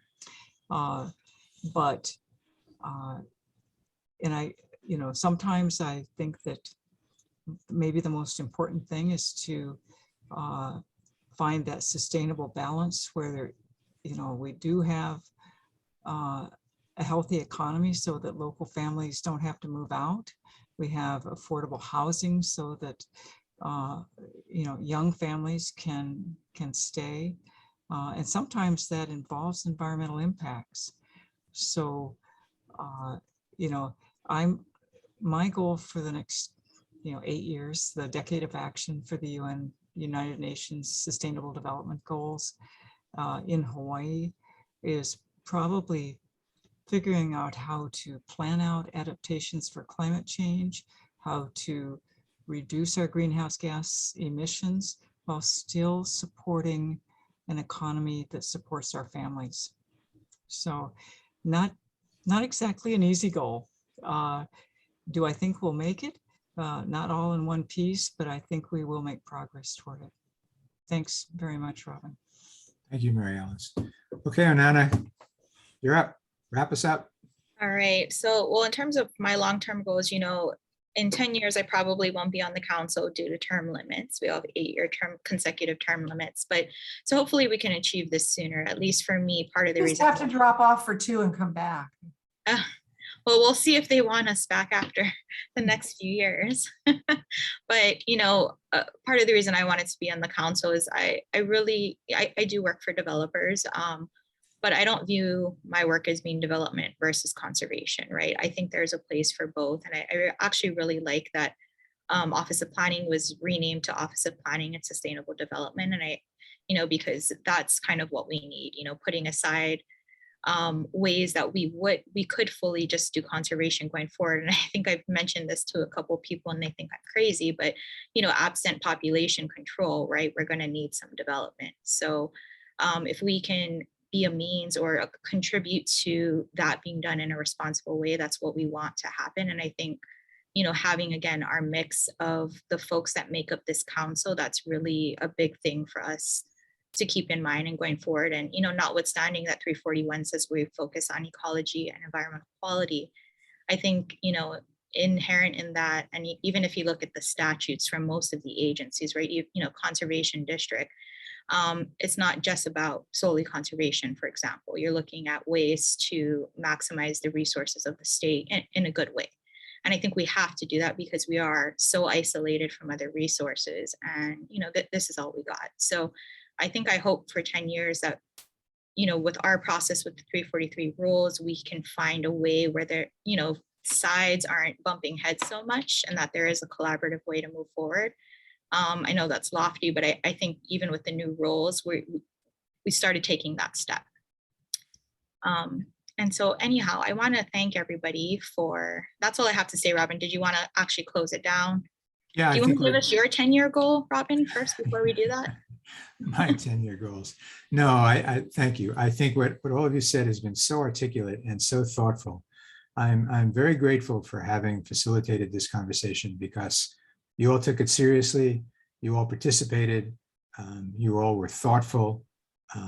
And it really was much easier than I thought, having never done a Zoom facilitation before. Thank you to Les for his help with the spreadsheets and with the share screens and with the recording and for overcoming the initial technical difficulties that must have given you quite a fright. But I really just wanted to thank all of you for the work you've done up to today and including today, and welcome our 3 newest people. Hopefully you'll all be official as of, well, tomorrow is not the vote, but it'll be the committee vote. So you almost be official. I think you have to be approved by the full Senate. Right, Mary Alice? Yeah, so Friday is the hearing on their GMs. If you folks feel inclined to go ahead and write testimony and support, I'll go ahead and draft some testimony and support on behalf of the council. I know that was something that we had previously voted on. So testimony. I did mine individually today for Moana and Rachel, since I know both of them. Okay. And Michelle, I just didn't know enough about you and Gordon. So, but if the council would write something specific about, that would be great. And remember, their hearing is Friday, so you got to do it by Thursday. By Thursday. Thursday by 1 p.m., 24 hours in advance. By 1 p.m., yes. Yeah. And Rachel was kind enough to communicate with Senator Gabbard. They made a mistake on the way she was entered in there, but they've since fixed it. So Rachel you're all set with that, Rachel, right? You're good. Okay. Okay. So Rachel, do you happen to know, because I noticed for you, and I think for Moana, you guys have 2 GM numbers.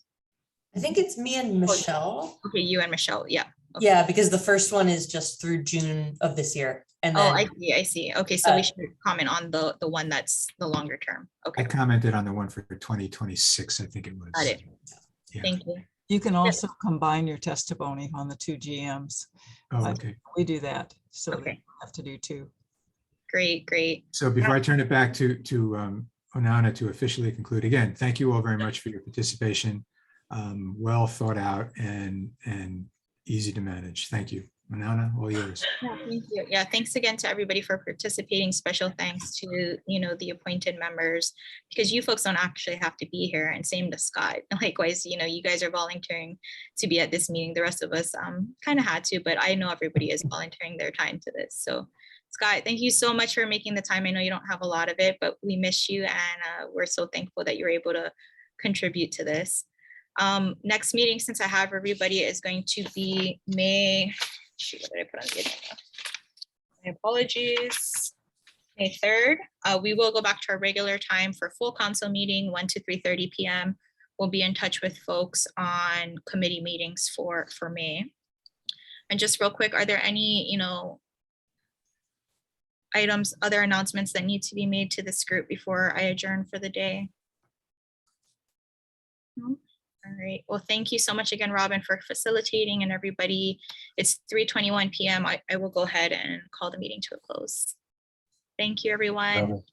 Thank you, Winona. Thank you. Thanks, Good to see Les. you Thank again. you, Robin. Oh, you're welcome. Hey, Onana, Robin. Here's a little joke for you. I just got sent. So the mayor from Jaws is still the mayor in Jaws 2. It is so important to vote in your local elections. Very important. Thanks for that, Scott. All See you guys right. later. Bye, everyone. Hey, guys. Aloha.